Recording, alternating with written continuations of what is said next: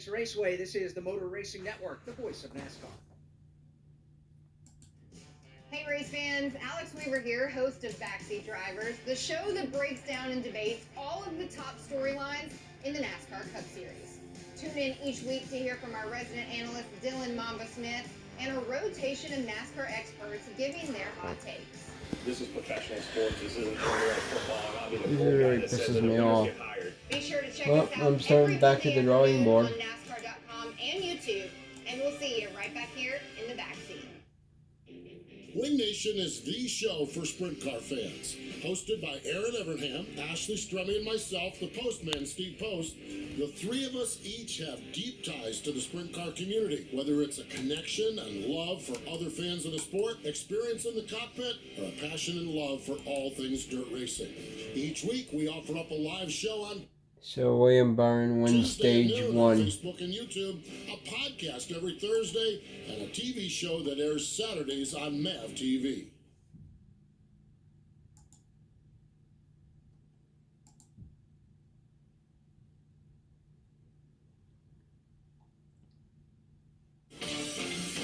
Today's coverage from Phoenix Raceway is brought to you by Blue Union Maximum Pain Relief, the official pain relief cream of NASCAR. It works fast and you won't stink. By Blue Green Vacation, the official vacation ownership provider of NASCAR, invites you to believe in the power of vacation. By Progressive Insurance, save when you bundle auto, home, or motorcycle insurance. Visit progressive.com. And by Mahindra, the official tractor of Tough, and Has not opened up yet as we look over to turn 3 at the entrance to pit road. The green light just now coming on. We expect pit stops coming up very soon. By the way, just to follow up, Joey Logano, Jason Toy reported, took only right side tires on that last pit stop. He started in the lead on the restart. He finished the stage in position number 9. So kind of file that one away for whatever that one's worth. But he did hang inside the top 5 for a long time before they began to fade. All right, everybody on the lead lap, it would appear, is going to peel off the banking. Ryan Blaney stays out. Kyle Busch stays out. Everybody else is on pit road. Jason? It'll be Eric Almirola, Martin Truex Jr., also Joey Logano, who we were talking about. He'll take 4 tires this time. Austin Dillon also in 4 tires. Chassis wrench going on the right side to make the adjustment. Daniel Suarez in for Forward Fresh Goodyear Eagles. Second can of Sunoco fuel goes in for him. Kevin Harvick also saying he's very happy with his Ford Mustang. Second can of Sunoco fuel in for him. He is down and away. Joey Logano gets away on this end of pit road. Chase Elliott very happy with his race car. Alan Gustafson said, we're not going to change a thing. We're going to go with 4 Goodyear Racing Eagles and Sunoco fuel for no adjustments there. Denny Hamlin, well, he's on the other side of it. Not happy at all. The race off from pit road, Chase Elliott's going to win the race off from pit road with Chase Briscoe second. Looks like maybe Austin Dillon comes out in the 3rd spot. So good pit stop there. Need to note, on lap number 49, we had the cars of Ryan Blaney and Kyle Busch pitted. They stayed out, so a little strategy playing out there. These pit stops lap 64, the end of stage number 1. Not everybody pitted. We'll recap that for you when we come back. The top 5 off of pit road. Chase Elliott off of pit road in position number 1, followed out by Chase Briscoe, Tyler Reddick, William Byron, and Kevin Harvick. Geico presents Motorcycle Sounds. If you hear this, and within 15 seconds, you already know that it's a 6-speed cruiser with a wheelbase of 120 inches, a V-twin 2-cylinder engine with a max torque of 110 foot-pounds, a bright yellow body, black upholstery, chromed-out wheels, a nice clean fairing, and a big dresser in the back ready to tour, well, then you probably ride a motorcycle. So you probably know that Geico could save you even more when you bundle motorcycle with your home or car insurance. Geico Motorcycle. Save even more when you bundle. Sir, are you aware you were going 40 miles an hour? This is a residential area. Sure, but I'm on my lawnmower? Wait, am I getting a ticket? No, I've just never seen anyone top 9 miles an hour on one of those bad boys. And mow their entire lawn in 30 seconds? What got into you? Well, I did fuel up at Sunoco this morning. At Sunoco, we know how to fuel peak performance. We've been doing it for American racing for over 50 years. Fuel your best. With the caution, DJ McLeod will pick up the free pass presented by Mahindra. Race fans, don't forget to cheer for Chase Briscoe in the Mahindra Tractors number 14 car and race into your local dealer for big savings on Mahindra, the official tractor of Tough. 4 cars stayed out. Ryan Blaney back at the point. We'll explain when we come back. From Phoenix Raceway, this is the Motor Racing Network, the voice of NASCAR. Get back to NASCAR roots by driving headfirst into the new home of grassroots racing. Flow Racing keeps the original NASCAR tradition of dirt track racing roaring with more than 1,300 live and on-demand oval events from across the U.S. Learn how the next generation of NASCAR drivers is prospected in sprint car racing. Subscribe today by going to flowracing.com/GoMRN. That's FLORacing.com/GoMRN.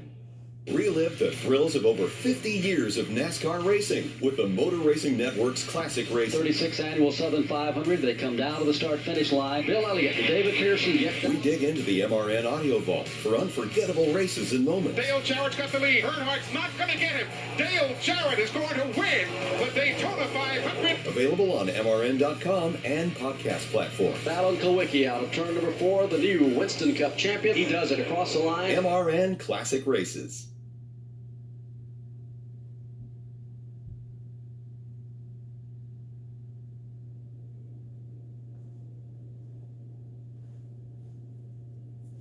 Welcome back to Phoenix. 4 cars stayed out. Ryan Blaney, Kyle Busch, Cole Custer, and Harrison Burton. Everybody else was on pit road. Chase Elliott, the first one off of pit road. Steve Post, is there a strategy underway? Yeah, Jeff, there is a strategy with this. They pitted on lap number 49, that last caution period. This stage of the race is 125 laps, stage number 2, the upcoming stage. With the fuel window of about 90 laps, everybody needs to stop during the running of this stage. So they figured with a few laps to the end of that stage, with that pit stop on lap number 49, why not get out, get some track position at the front of the field, and see how they fare, knowing that everybody's going to need to pit here in stage number 2. So we'll see what happens with it. I think this is one indication that tire fall off, tire wear, or fall off, the speed fall off is not all that bad. Teams are willing to give up. What did they do? Probably 8 laps before they went back to green. So they're willing to give that up for that track position. We'll see how they fare, but I think it bodes well for the tire that Goodyear has brought to these teams here this week. It's a good one, that's for sure. Goodyear always brings great tires to the racetrack, just like they do out on the streets. But we'll come to the line and we'll get the one to go, and we'll begin our choose now. They go inside or outside lane. It is solely up to the drivers which one they feel will be best. Ryan Blaney will go inside. Kyle Busch, Cole Custer, Harrison Burton, they'll all go to the outside lane. That means 5th place running Chase Elliott will go to the bottom. He'll happily take the inside of the second row. So remember now, you've got Chase Elliott on those brand new Goodyear Racing Eagles. He lines up inside row 2, right behind Ryan Blaney. Blaney electing to start on the bottom of the racetrack and putting Kyle Busch topside to his outside. So you've got a Ford on the inside, Toyota on the outside. Field is coming to the Geico restart zone. Switch to Geico today and see all the ways you could save. It's easy. Simply go to geico.com to get a rate quote and get started seeing how much you could save. Just a little bit of cloud cover now over top of the Phoenix Raceway. 77 degrees outside. Absolutely Kyle perfect. Busch side by side with Ryan Blaney. Sold out stadium here at Phoenix, and everybody enjoying as we get ready to go. Under the green flag, stage 2, Ford on the inside. Again, that's Ryan Blaney. Ready to go green. On the outside, in the Toyota, that's Kyle green, Busch, green. Chase Elliott, Cole Custer, Harrison Burton, Chase Briscoe, who's going to fan out. They're going to stack them 3, maybe 4 wide. They are 4 wide. A brave move by Chase Briscoe, and inside the apron, it was good for second, and now it might be good for first as he chases down Ryan Blaney. Briscoe's going to have to settle in the line in the second spot, and now he's under fire from Kyle Busch in the outside lane. Busch will retake second as Blaney leads into 3. Chase Briscoe will not give up the fight down at the bottom of the racetrack as Chase Elliott thinks about 3 wide up off turn number 4. That'll settle down to double wide action as Kyle Busch takes over position number 2. Side by side for the third spot in turns 1 and 2. Chase Elliott has it. Chase Briscoe wants it, and they're catching Kyle Busch for second. Kyle Kyle Busch in the outside lane. Both Elliott and Briscoe had looks to his inside for the runner-up spot. Behind Elliott, Briscoe's under attack from, that's William Byron to the inside. Busted on a line, went down to the inside on Briscoe. Tyler Reddick looking on. That's a good battle, although it's from second on back. Ryan Blaney on older tires, still able to maintain the lead. So too is Kyle Busch in that second spot. Filling his mirrors. Chase Elliott, Chase Briscoe, and now Tyler Reddick. Good run for Tyler Reddick to the exit of turn number 2. William Byron to his right elbow as they go side by side for position number 5.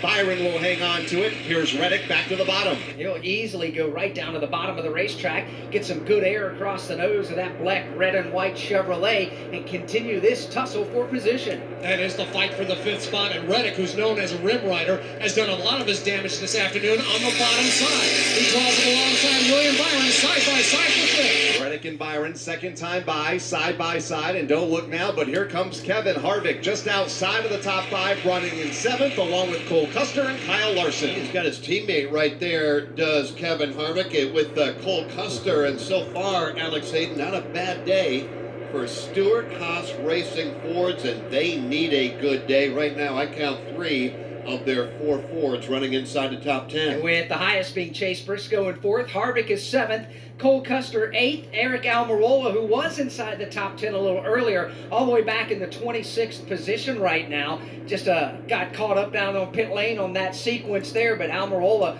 proved early on that he's got a pretty good fast Ford Mustang as well. How important is a good race for this organization right here, where they know they've been good in the past? Man, they need a good day, don't they? They really do. And with Eric Almirola, he's had a fantastic start to the season, which is going to be his last as a full-time NASCAR Cup Series driver. He announced that before the start of the season. Uh-oh, gun stuck. He's looking to get back to victory lane to break a long winless drought. Cole Custer hasn't won in a couple of years since he won at Kentucky Speedway. Since then, that track's no longer on the schedule. But you're right. This is a team that needs a good run as an organization. And right now, at least early on, they're having it. And right now we are working lap number 76. Alex, Ryan Blaney out front. In fact, why don't we give you a quick look at the leaderboard brought to you by Root Insurance. Race fans, Root Insurance does car insurance differently. They're saving good drivers money on car insurance without the mascots. Get the up to date. Root. Good drivers. Ryan Blaney, the race leader. Kyle Busch goes 2nd. Chase Elliott is currently 3rd, with Chase Briscoe 4th, and Tyler Reddick is now up to 5th. William Byron drop kick to 6th. Kevin Harvick goes 7th. Kyle Larson is 8th. Joey Logano 9th, and Cole Custer is 10th. Alex Bowman is 11th. Harrison Burton 12th. Austin Cindric 13th. Martin Truex Jr. 14th. Austin Dillon 15th. Denny Hamlin 16th. Ross Chastain 17th. 18th to Christopher Bell. And Kurt Busch, 19th. Ty Dillon is 20th. Running 21st is Todd Gilliland. Ricky Stenhouse Jr. 22nd. Brad Keselowski goes 23rd, with Chris Buescher 24th. Eric Almirola is 25th. Eric Jones 26th. Justin Haley is 27th. Bubba Wallace 28th. Daniel Suarez 29th. And A.J. Allmendinger is 30th. 31st, Michael McDowell, followed by Landon Castle, Cody Ware 33rd, Garrett Smithley, and B.J. McLeod 34, 35. Corey LaJoie is 36th, and that's a look at the leaderboard on lap 78 with Ryan Blaney out front. They're trying to mix it up from second on back. They are doing just that, Alex. On the back straightaway, Kyle Busch had the 2nd spot. Here comes Chase Elliott to his inside, and will take that position away. All right, Blaney is gone, but there are about 7 cars all battling for 2nd. Chase Elliott has got it. There's a number trying to take him away. I'll tell you what, once Chase Elliott gets about 10 laps into those tires, his car is a beast in turns 1 and 2 from the center up. He passes Kyle Busch easy. Chase Elliott now in that 2nd spot. Kyle Busch back to 3rd, then they're side by side for the 4th spot. William Byron looking to the inside of Chase Briscoe, then it's Kevin Harvick, Tyler Reddick, and Kyle Larson. That is a look at the top 8, all behind Ryan Blaney with 80 laps complete. Race fans, you know that winning on the track is tough. So Mahindra Tractors is bringing all of their toughness from fields across America to the field on race day. That's right, look for Chase Briscoe in the all-new Mahindra Tractors number 14 car. So cheer for Chase. Then race into your local Mahindra dealer for 0% interest or to save thousands on Mahindra, the official tractor of Tough and Stewart Haas Racing. Find your Mahindra dealer at MahindraUSA.com. On select models for a limited time only, go to whymahindra.com for more information. Hi, I'm MRN lead pit reporter Steve Post. Go behind the scenes each week with me and championship-winning crew chief Todd Gordon for MRN Crew Call. You know, I've been blessed with a lot of opportunities to work with great people and great drivers. We'll talk to some of the biggest names working in the NASCAR garage stalls. Cliff Daniels from Hendrick Motorsports. Hello, Cliff. Welcome back to Crew Call. As well as break down the upcoming races and the weekend's best pit strategies. You can download MRN Crew Call each week wherever you get your podcasts. Back at Phoenix Raceway, Ryan Blaney's lead grown to 2.2 seconds over Chase So basically, Elliott. Kyle Busch goes third. what happened William is Byron fourth. Chase Briscoe now rounds out the top 5. From Phoenix Raceway, this is the Motor Racing Network, the voice of NASCAR. So basically what happened is that my other channel got a copy strike. So I don't know how, I don't even know how I got a copy strike, the final copy strike of the day. So I won't be available with that other channel for like 90 days, so unless it didn't like the account, I don't know. So, hey, On your ride home, catch I pop in a new account, so I guess it's back to the drawing board. every weekday. You'll hear from the top newsmakers in the sport. I am with Bubba Wallace down here in Victory Lane. Plus some fun peeks behind the scenes. I don't really think it's hit me yet. I definitely don't think it's hit me yet. I'm Chase Elliott. Listen to NASCAR Today every weekday right here on the Motor Racing Network.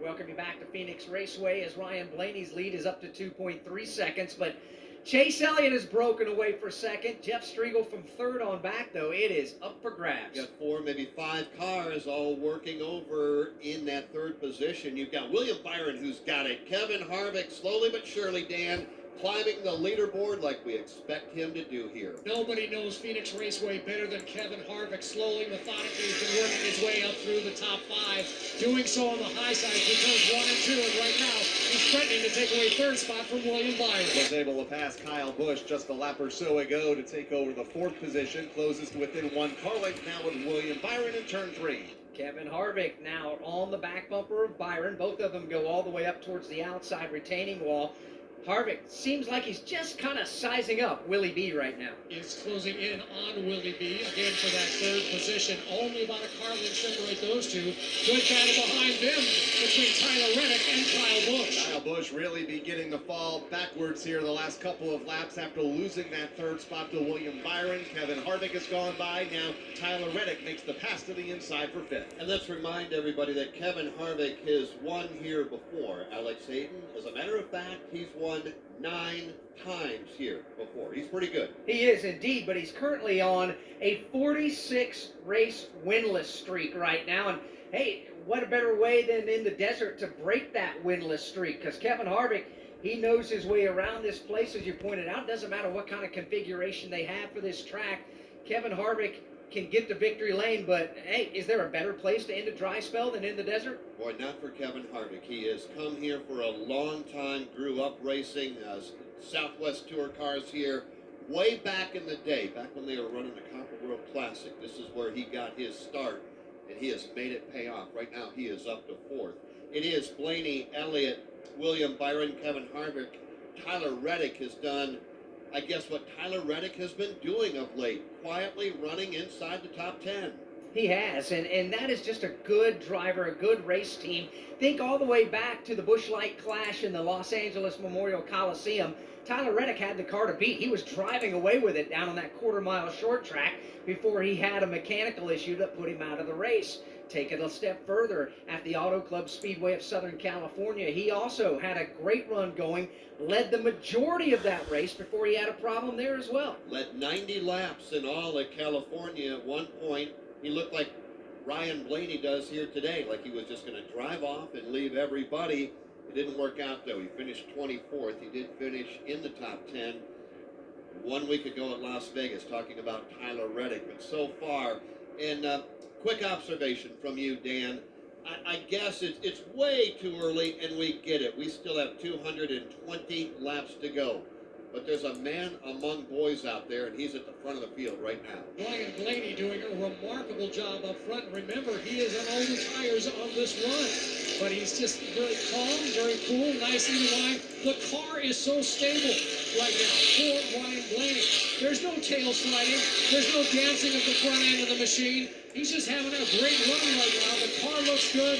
Ryan Blaney looks good. And that results in the huge lead that he's currently enjoying. And a quick thought from you, Kyle, Ricky, on those trying to give chase. Certainly there are some good ones out there like Chase, like William Byron, and like Kevin Harvick. They certainly have their work to do right now, though. As Dan mentioned, Ryan Blaney's car looks smooth as silk. The driver calm, cool, collected behind the wheel as he threads through some of the back markers right now on the back straightaway, while continuing to lengthen that lead.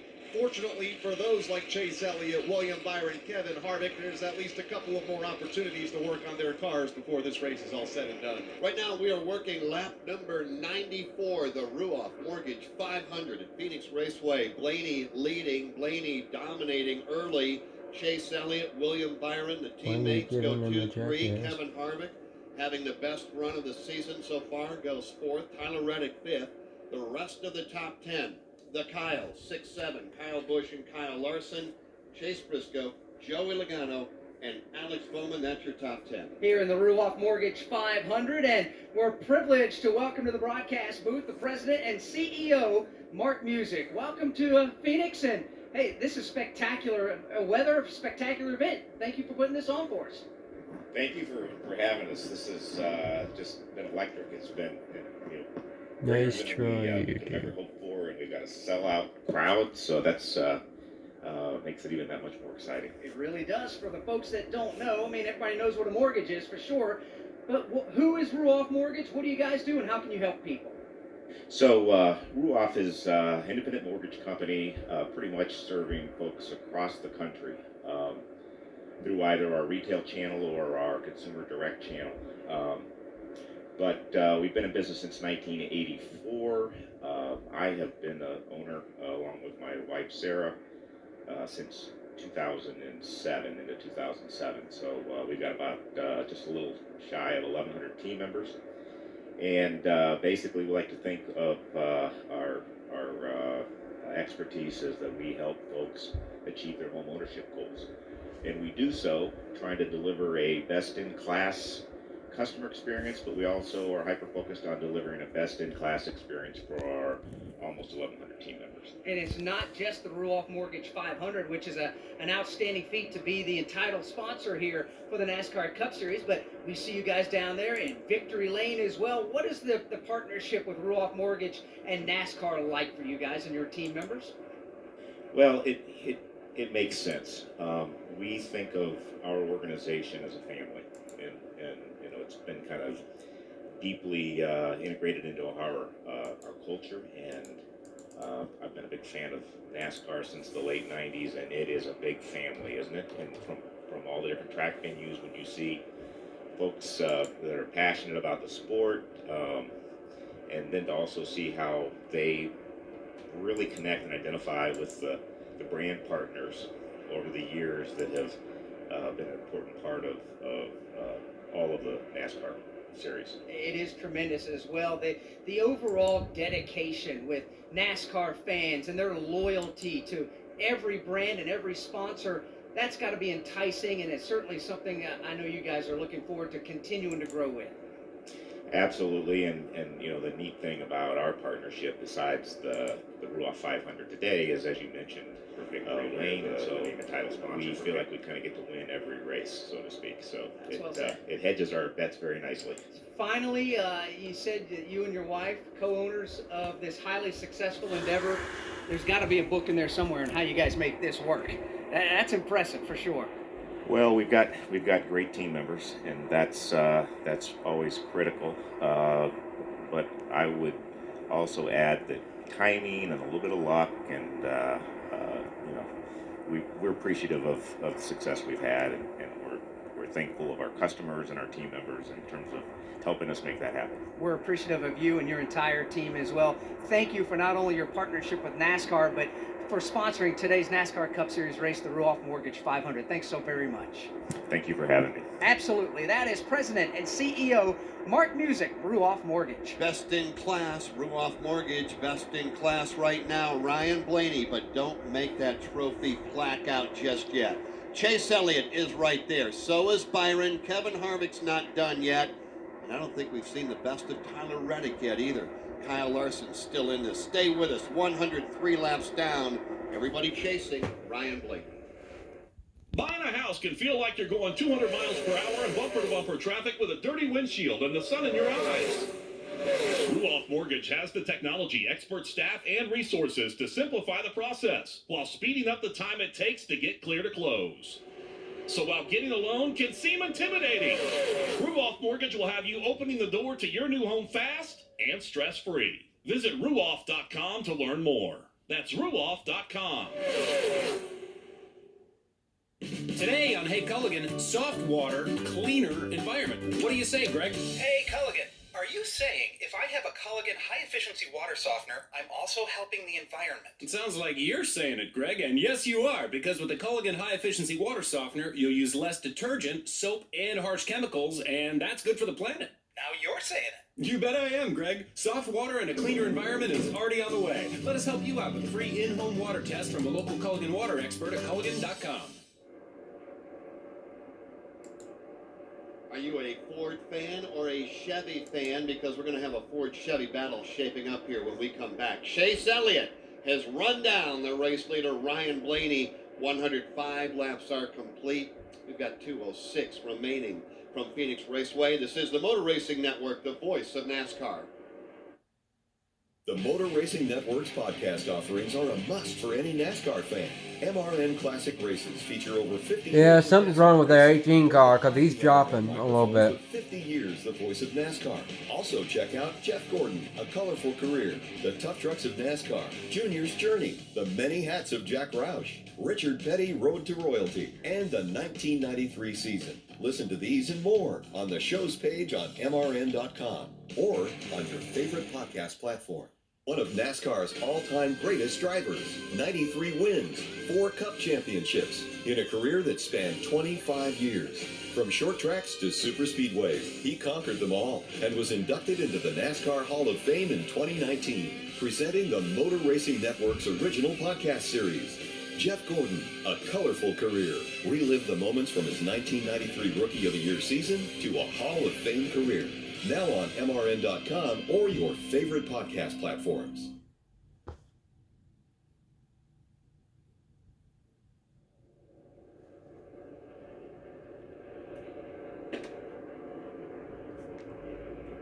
Slowly but surely, Chase Elliott is reeling in the race leader, Ryan Blaney. 5 car lengths, the difference between first and second.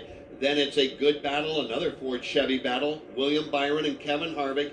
Tyler Reddick all by himself in 5th. Kyle Larson, Kyle Busch, Chase Briscoe, Alex Bowman, Joey Logano, your top 10 on lap 110. And that leaves us 75 laps to go in stage number 2. So why don't we follow up with a couple of these front runners, including Ryan Blaney, our race leader. This report from Pit Road is presented by O'Reilly Auto Parts. Think O'Reilly Auto Parts for all of your car care needs. Get guaranteed low prices and excellent customer service from the professional parts people at O'Reilly Auto Parts. Steve Post, you're monitoring Ryan Blaney's radio. And Ryan Blaney told us in our NASCAR Live pre-race show that you needed to be good on a long run because there's usually multiple long runs in this race. And monitoring Ryan's radio, he just about 3 laps ago said the car is starting to get just a little bit tight up off from turn number 2. That means the nose won't turn on the car. It slides up the racetrack, and that'll scrub off some speed, especially as they work their way onto the backstretch. So they're fairly happy with the race car. Earlier in this run, What was that all about? some kind of vibration in the steering. To slow down right there. Since, and they haven't asked about it as well. So we'll just keep monitoring what's going on with Ryan Blaney. But a little snug at this point. Jason, I'm looking at the scoring pylon. I see position 4 is car number 4. What's Kevin Harvick saying about his car? Well, he's not saying too much. He's been pretty pleased with the way the race car has been running. He's had a difficult time getting past William Byron in that 3rd spot, but he's trying to conserve these tires because they drop off so quickly for him. He's trying to conserve a little bit more here as they work their way through traffic. But the only thing he chimed the radio back about 10 laps ago and said Lucy, which got the whole crew over here with a big old smile on their face. It's a little loose in the middle of the corner. They're going to make an air pressure adjustment for Kevin Harvick, a 9-time winner here at this racetrack. He's looking to make that double digits here this afternoon. All right, thank you, gentlemen. You've got Steve Post and you've got Jason Toy. They've got it covered for you down on pit road. You've got Dan Hubbard and Kyle Rickey. They are watching it all unfold. My name is Jeff Strait. Boom. Joined alongside Hit the wall. by Alex Hayden. That battle for the lead has calmed down for just a minute. Chase had run down the race leader, and that, of course, is Ryan Blaney. But they continue to battle further back and in heavy traffic. William Byron and Kevin Harvick. Here they come through the gauntlet, William Byron and Kevin Harvick. Harvick's such a savvy driver as they get in and outside the traffic. He's losing touch with William Byron now by about 4 to 5 car lengths. Kevin Harvick having to go to the inside of Ricky Stenhouse Jr. off of turn number 2. That's allowed William Byron to pull away at the front. Here's Chase Elliott within a car length of Blaney for the lead. As they both work around Bubba Wallace, who's now a lap down, Blaney will clear him. Chase Elliott next to do so as they work their way through the dogleg. Chase Elliott has simply been the class of the field from the center of the corner off, particularly here at turns 1 and 2. It has paid dividends as he continues to chip away at the lead of Ryan Blaney. Ryan Blaney will clear Bubba Wallace off of turn 2. Chase Elliott pulls up alongside Wallace and will hope to do the same in turn 3 as they close in on the next lap car of Brad Keselowski. Well, they make it sound so easy listening to Dan Hubbard and Kyle Rickey talk about our leaders, but they are in heavy-duty traffic as they make their way to 1. The next victim for Ryan Blaney will be Brad Keselowski. But Keselowski moves over to driver's right, gives the leader plenty of racing room.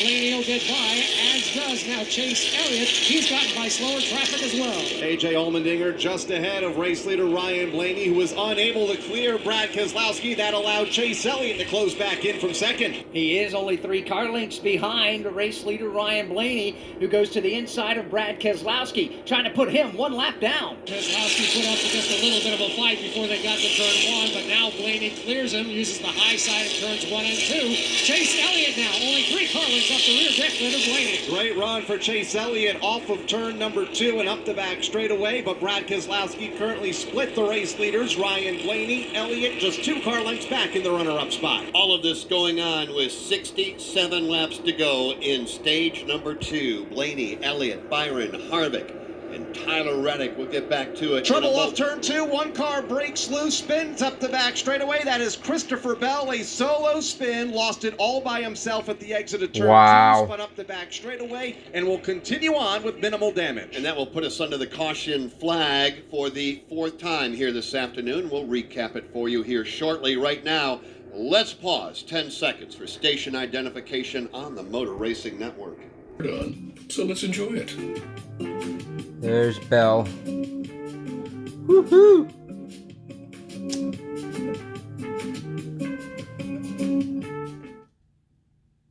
Almost overshadows the saving big when you switch to Progressive Part. Progressive Casualty Insurance Company and Affiliates. Count on the professional parts people at O'Reilly Auto Parts to recommend the best products for your vehicle and budget. Get maximum cooling system performance for 10 years or 300,000 miles with peak long life universal premixed antifreeze and coolant. Now just $3.99 after mail-in rebate. Stop by your local O'Reilly Auto Parts today or visit O'ReillyAuto.com. O'Reilly Auto Parts. Right, they're all coming in. Some. Pit lane is open, and the lead lap cars at 45 miles per hour will peel off the racetrack. We start our pit coverage with Jason Toy. Christopher Bell hits his mark already. 4 tires for him. He came in when pit road was closed. They made the repair on the right rear for him, too.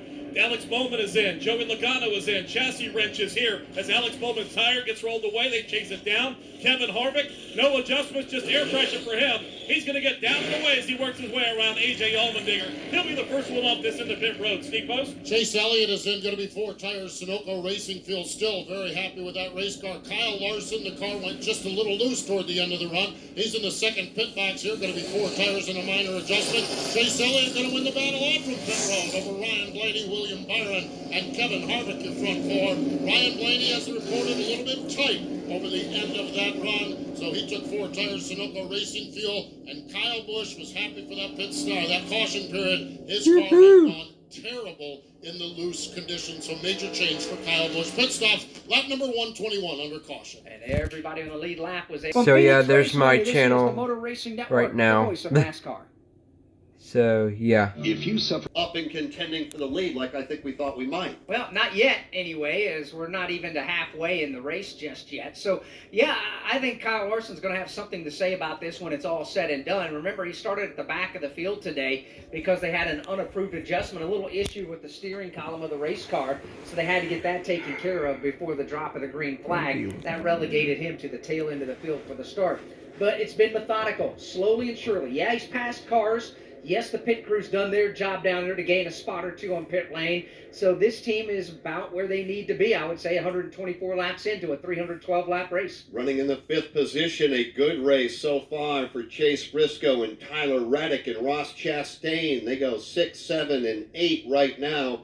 But with the good, well, comes the bad. We got to see Denny Hamlin and Martin Truex Jr. get back after it. We're ready to go. Back under the green flag up front, the Chevrolet of Chase Elliott, the Ford of Ryan Blaney. Green flag in the air as they hit the Geico restart zone. We're racing again in Phoenix, Arizona. They fan out 4, 5, and maybe even 6 wide. Field absolutely flying into turn 1. Ross Chastain trying to make the most of it on that apron. He gets past 2, 3 of the cars, but they're side by side for the top spot. Chase Elliott in the outside lane, Ryan Blaney to the bottom, and they're able to break away from the rest of the field, led by William Byron in 3rd. At the front, still side by side. Blaney on the inside. That car will snap loose just a little bit. Chase Elliott will get by. Elliott, the new leader. Blaney giving chase. Well, Chase Elliott finally gets to the top spot, puts a little bit of breathing room between himself and Blaney. Here comes William Byron, carrying all kinds of speed through turns 1 and 2. It's good enough for the 3rd position. Byron in 3rd, Kevin Harvick there in 4th, Kyle Larson up and into the top 5.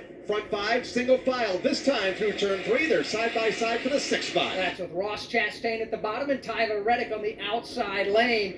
That's going to stay wheel to wheel past the start-finish line. Good Chevrolet fight for position. Side by side for that 6th spot. Here they come into turn 1. Tyler Reddick on that outside. Ross Chastain to the inside. Kevin Harvick now making a move to the outside on turn 2. Pulls up to the outside lane off of turn number 2. Gets a great run on William Byron up the back straightaway in a battle for 3rd. Harvick to the outside of Byron for that position. Look who's coming to the front, driving that number 4 Ford Mustang. Kevin Harvick working to the outside on William Byron. Harvick mixing it up with the youngins. This is the struggle for the 3rd position. William Byron right at his left elbow.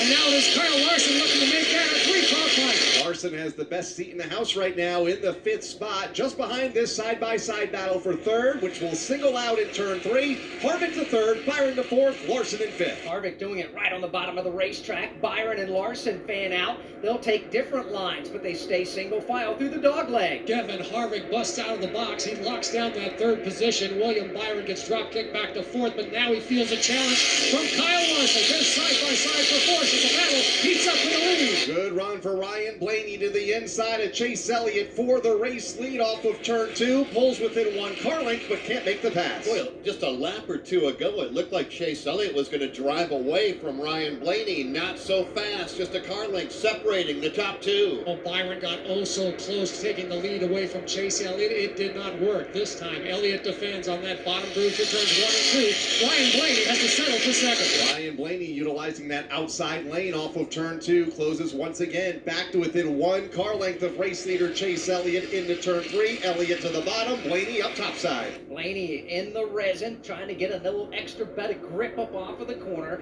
Can't do it. He's going to stay 2 car lengths behind the race leader. We'll see if Blaney can close the gap on the leader. Chase Elliott Elliott. He'll go to the high side trying to do that. Nothing doing for the moment. Kevin Harvick rides by himself in third. Fourth is William Byron. Race down for fifth off the turn. Comes Tyler Reddick to the inside of Kyle Larson. Larson top side, Reddick to the bottom. They are side by side for position number 5, with Larson getting the advantage by a half car length. And right behind them, Chase Briscoe and Ross Chastain continued to do battles all the way around the racetrack. But Dan, it's hard not to look away from the lead. It is, because now Blaney right on the rear bumper of Chase Elliott. Contact almost made. Blaney is serious off of turn 2. And for the first time since the restart, Ryan Blaney goes to the inside of the racetrack. That'll force Chase Elliott topside. They're side by side for the lead, with Blaney inching out front. Ryan Blaney using the Roush Yates horsepower. He'll pull to the inside and take over the race lead again on lap 133. Chase Elliott trying to give up the fight. Strong move and a statement by Ryan Blaney. Now he drifts out wide, opens the door for Chase Elliott, who's trying to get the lead back.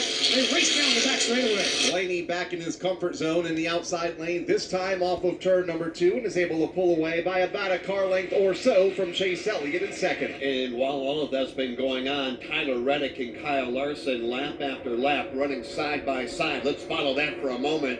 Tyler on the inside, Kyle Larson on the outside. That's the fight for fifth. Through the dog leg they go. They respect the yellow line of the apron. Raced it to the outside of it. Reddick gets a cleaner entry into the corner, but Kyle Larson keeps the RPMs up on that outside lane. Lap after lap, side by side for this fifth spot. Kyle Larson to the outside. Tyler Reddick to the bottom. Still that way in turn 3. As Larson has the right side tires in the resin, left sides are not.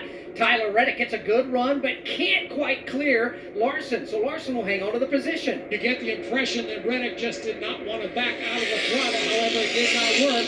Larson was able to get around him, and Larson locks down the 5th position. Larson will hang on to that spot for now. Reddick will fall back in the line in 6. Further up, battle for second. Here comes Kevin Harvick closing in on Chase Elliott. The battles do not go away, Alex Hayden, whether we're talking about the battle for the lead between Blaney and Elliott. Now we see Harvick climbing into it. Kyle Larson, like we said a few moments ago, he's not out of it.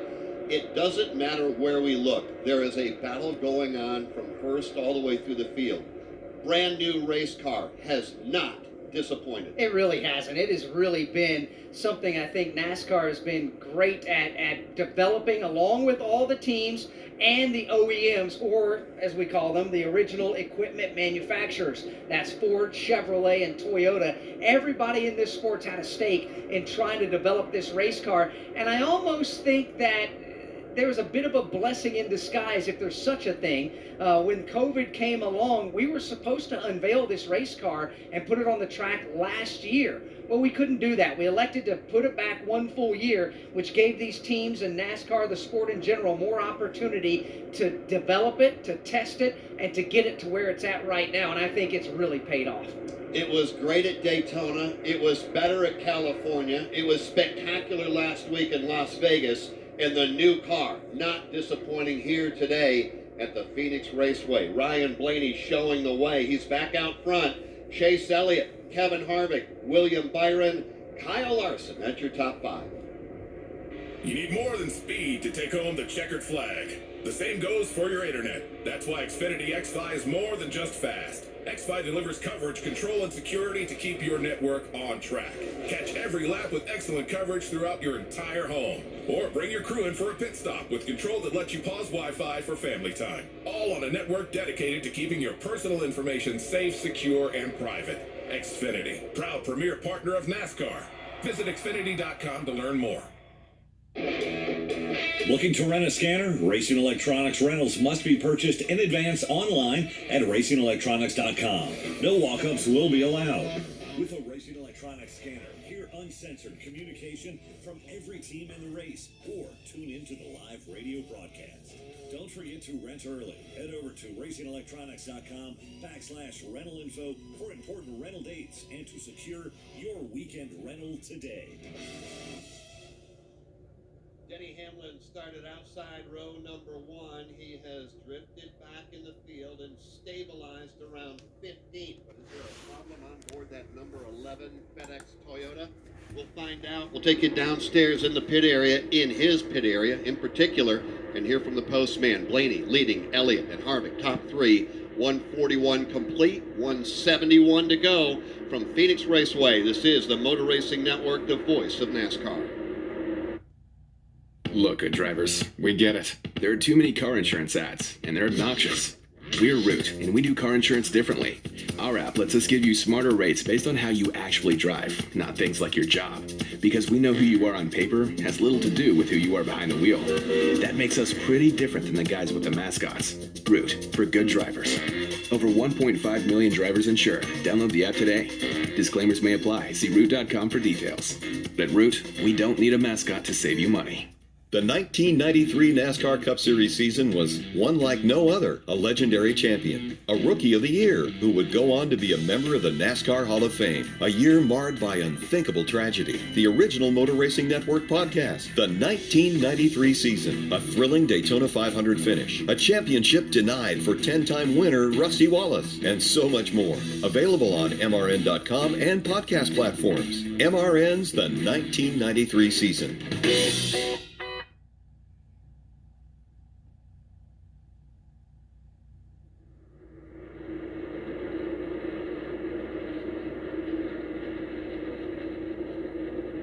No change in the top 5. Ryan Blaney out over Chase Elliott and growing that advantage now to 25 car lengths.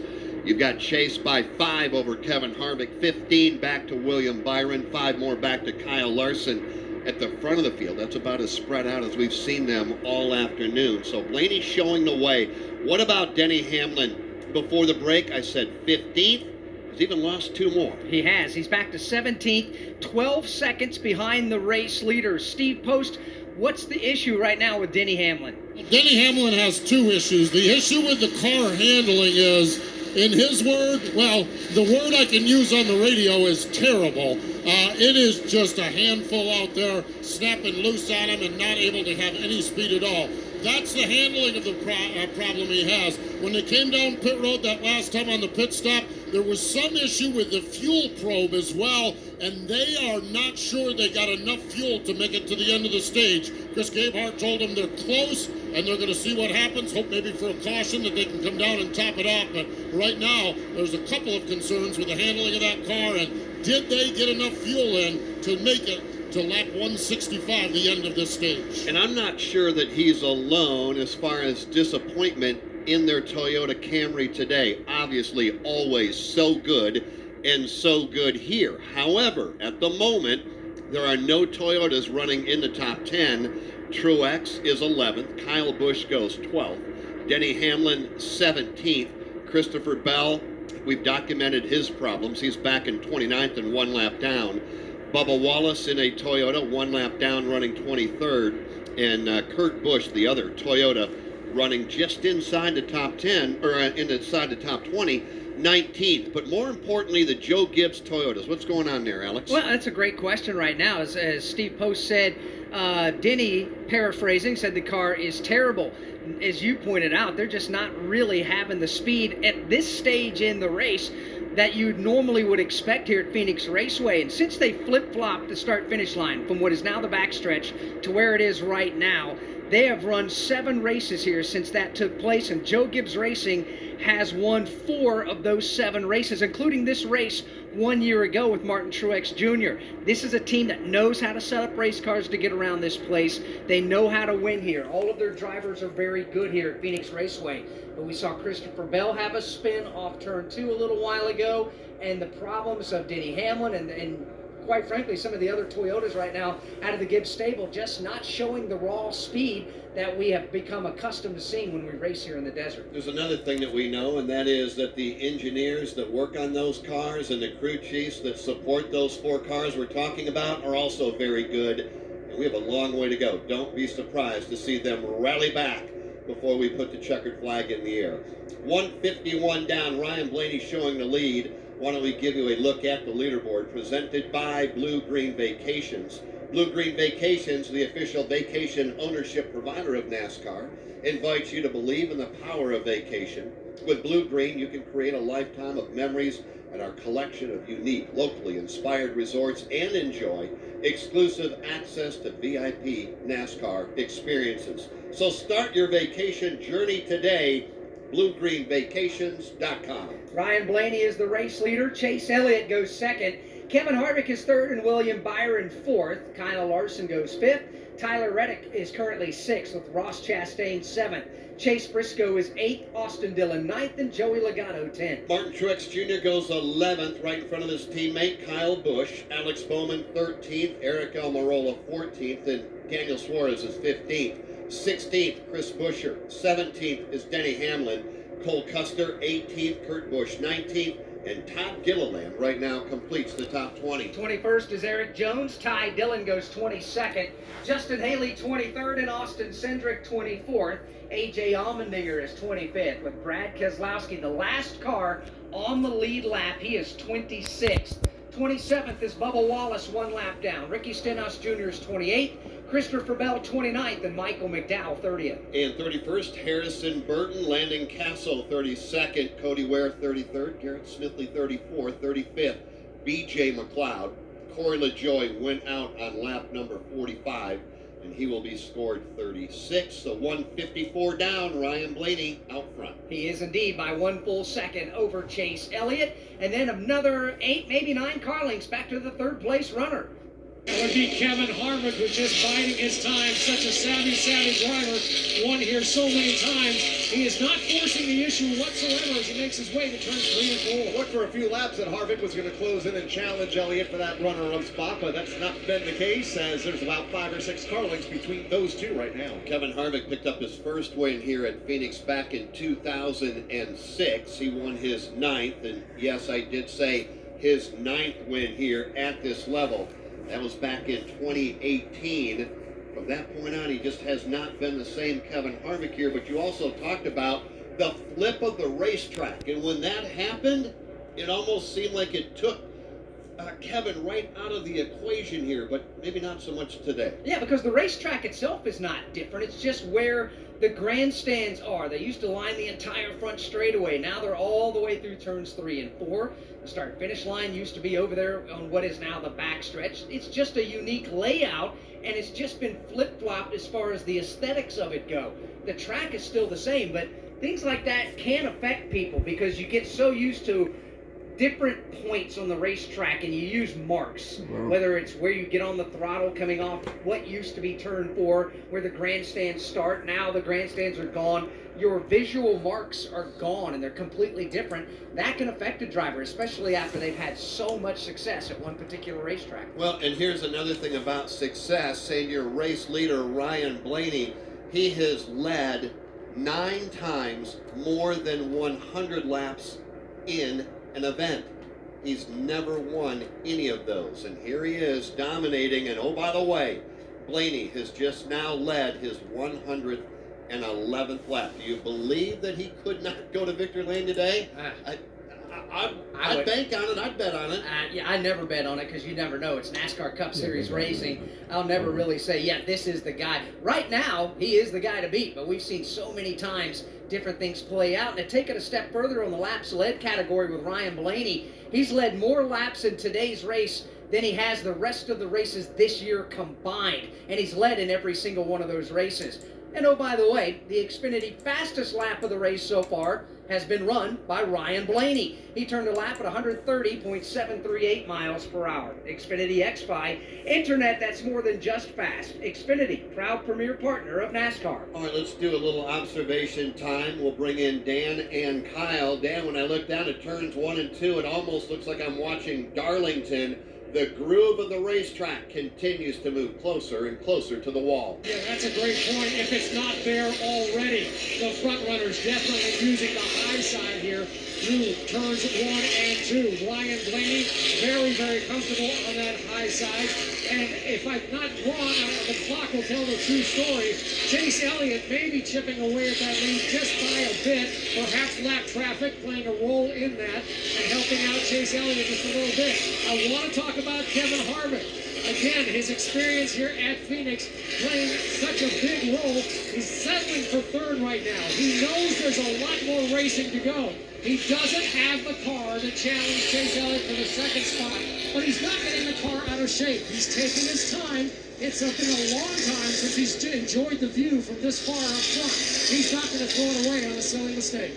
Kyle Ricky, you're up on top of the luxury boxes there at the entrance to turn 3. What are you seeing today? Yeah, we're seeing a little bit of everything down here in turns 3 and 4, and it all depends on where the leaders catch the traffic. But for the most part, everybody wanting to run in the resin. Lanes 2, 3, and 4. Very rarely are we seeing drivers, especially lead lap cars, run the bottom of the racetrack and make time up. Everybody a little higher on the racetrack. That's where Blaney runs right now. And as I say that, Chase Elliott makes a liar of me, goes right to the bottom of the racetrack, closes in on Ryan Blaney, the race leader. As Blaney leads, 21 to go. Thank you, Kyle. 21 to go here in stage number 2. Blaney leading Elliott and Harvick. That's your top 3. The stress race car drivers endure is unbelievable. That's why Blue Emu has delivered over 200 care kits to NASCAR drivers and teams. You'll be relieved to find Blue Emu at Walmart, Amazon, and nationwide retailers. Blue Emu, it works fast and you won't stink. The official pain relief cream of NASCAR and MRN. For 75 years, Martinsville Speedway has been the short track in NASCAR. And it's also the place to see 3 nights of bumper-to-bumper, 3-wide racing at one of NASCAR's oldest tracks. With trucks kicking off things on Thursday night, Xfinity on Friday night, and the Cup Series on Saturday night. We're underway. It's the reason to get your tickets now.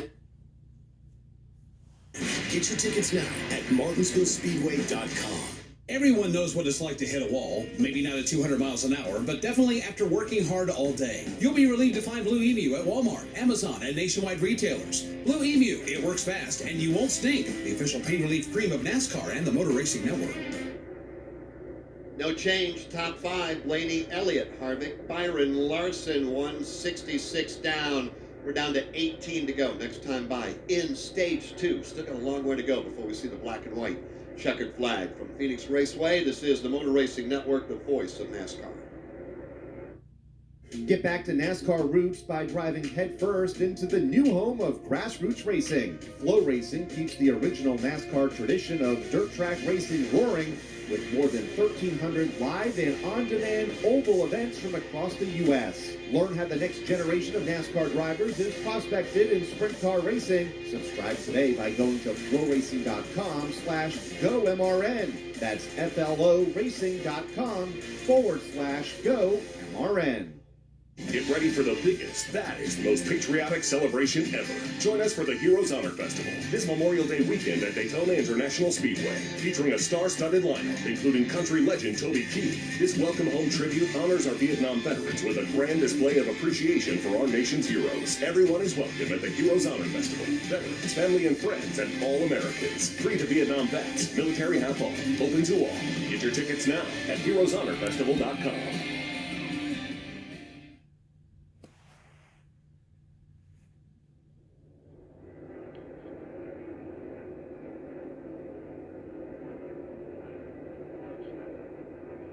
.78 degrees. We've got some cloud cover here. Just a perfect day in the Valley of the Sun, just outside of Phoenix, Arizona, Avondale, Arizona, to be exact. The Phoenix Raceway now working lap 170. 142 remain. Ryan Blaney has led now for 122 laps. Chase Elliott is second, followed by Kevin Harvick. And that is what's going on as we call the race. Why don't we find out right now what's going on in the race? Guys that are down in the trenches, listening to the radios, talking to the crew members, talking about our own Steve Post and Jason Toy. We'll start with Steve Post. Ryan Blaney is the race leader, and they worked just a little bit with a minor adjustment to make the car better on the long run. Remember that last long run? He gave up a little bit right at the end when the car got tight, so they're going to watch this next 14 laps to see how the car goes. We also mentioned a little earlier, Ryan said something about a vibration in the steering. He never repeated that, and he just said something again about a possible vibration in the steering. Still,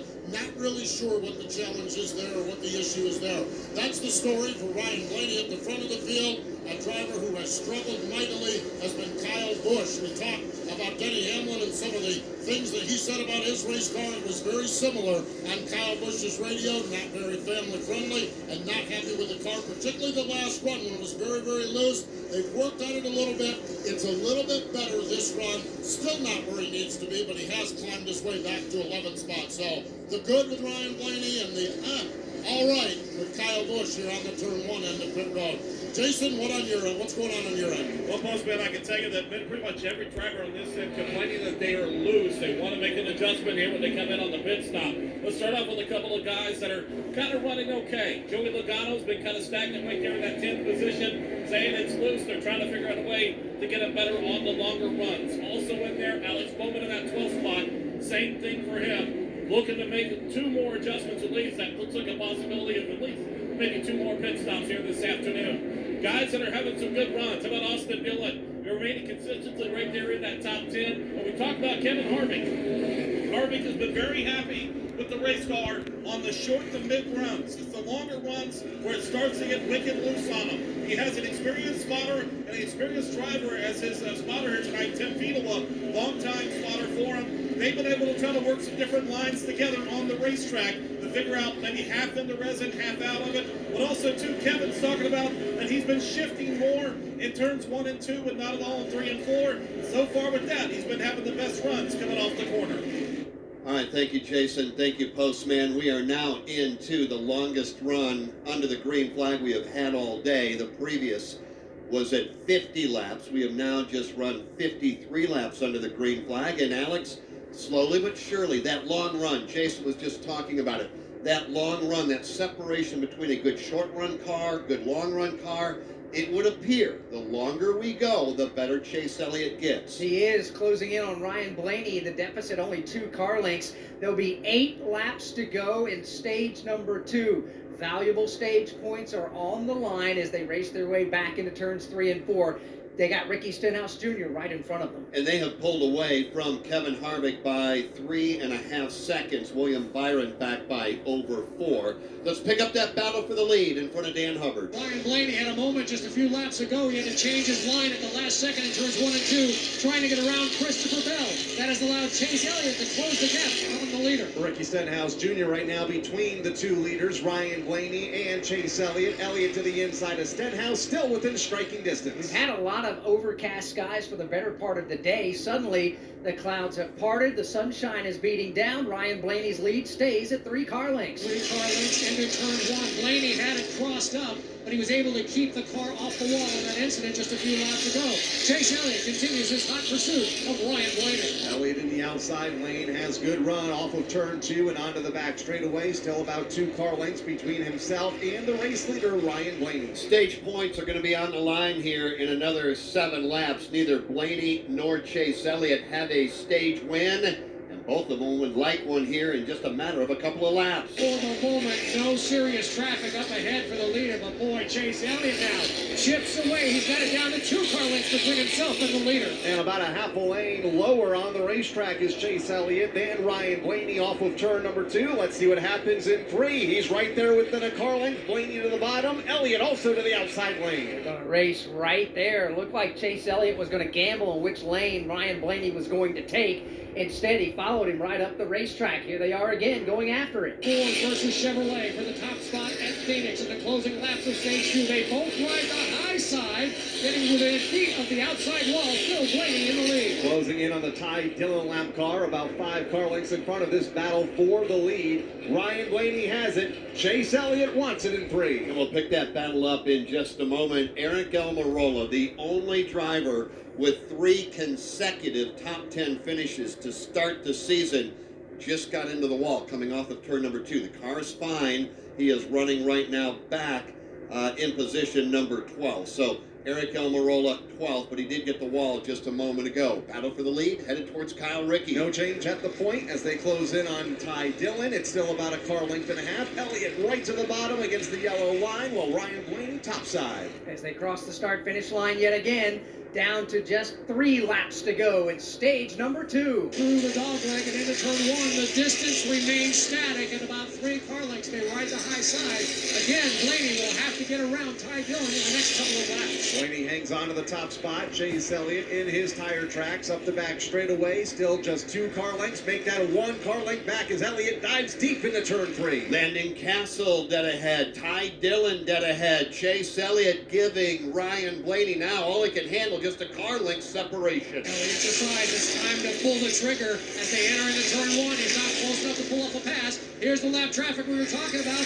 Ryan Blaney has to roll out of the throttle because he's caught Ty Dillon. Chase Elliott, meanwhile, goes to the bottom off of turn 2, swings up wide, lap traffic side by side in front of Ryan Blaney in turn number 3. Ty Dillon's trying to stay on the tail end of the lead lap. He's right in front of the leaders as they begin their final lap in stage number 2 here at Phoenix. Here they come, approaching turn 1. Ryan Blaney still has to get around Ty Dillon.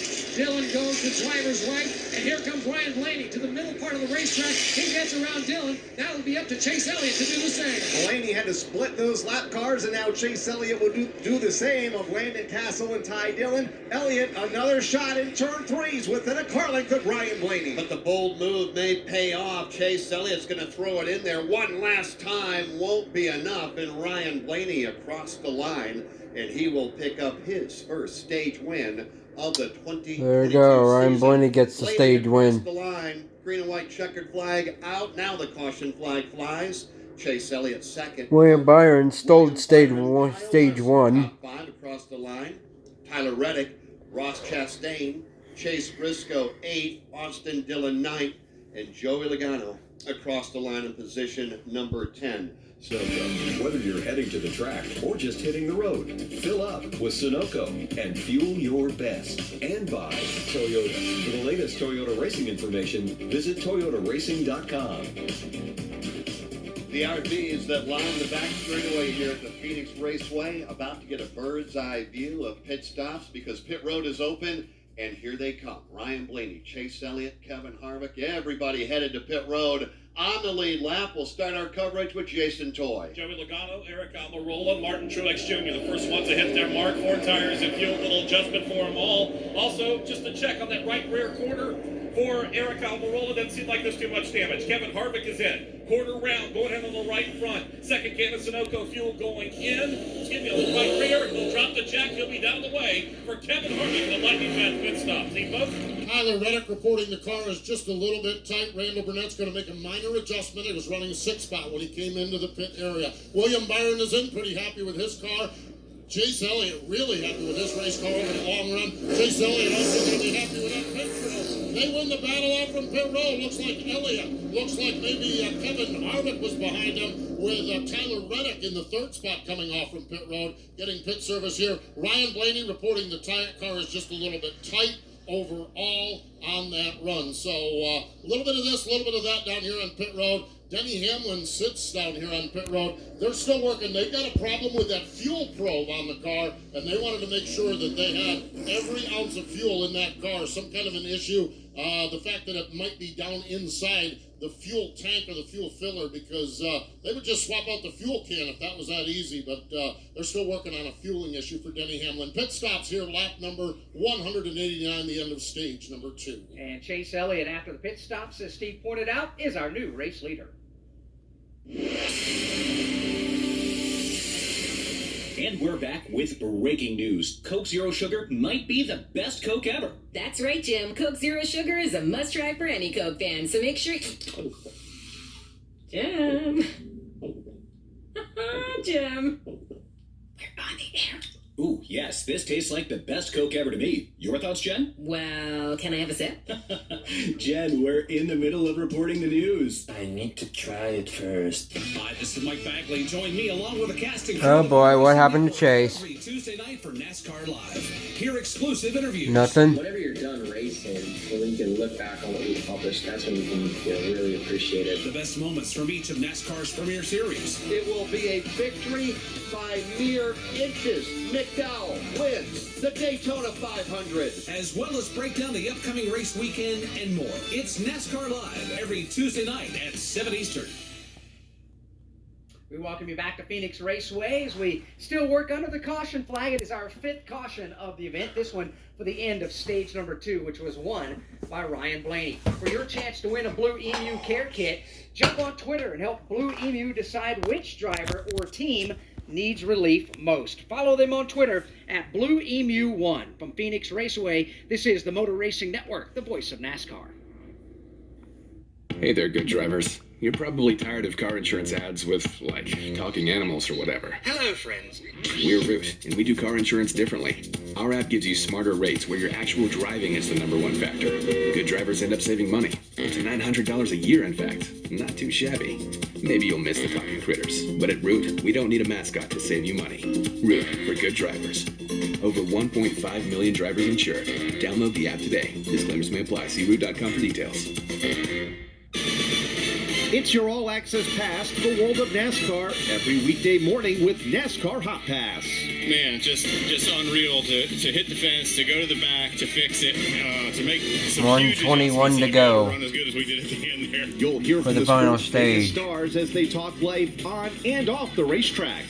Great things going all around. You know, it's cool to come back to Kansas. It's great to get back to Victory Lane. NASCAR Hot Pass, weekday mornings from the Motor Racing Network.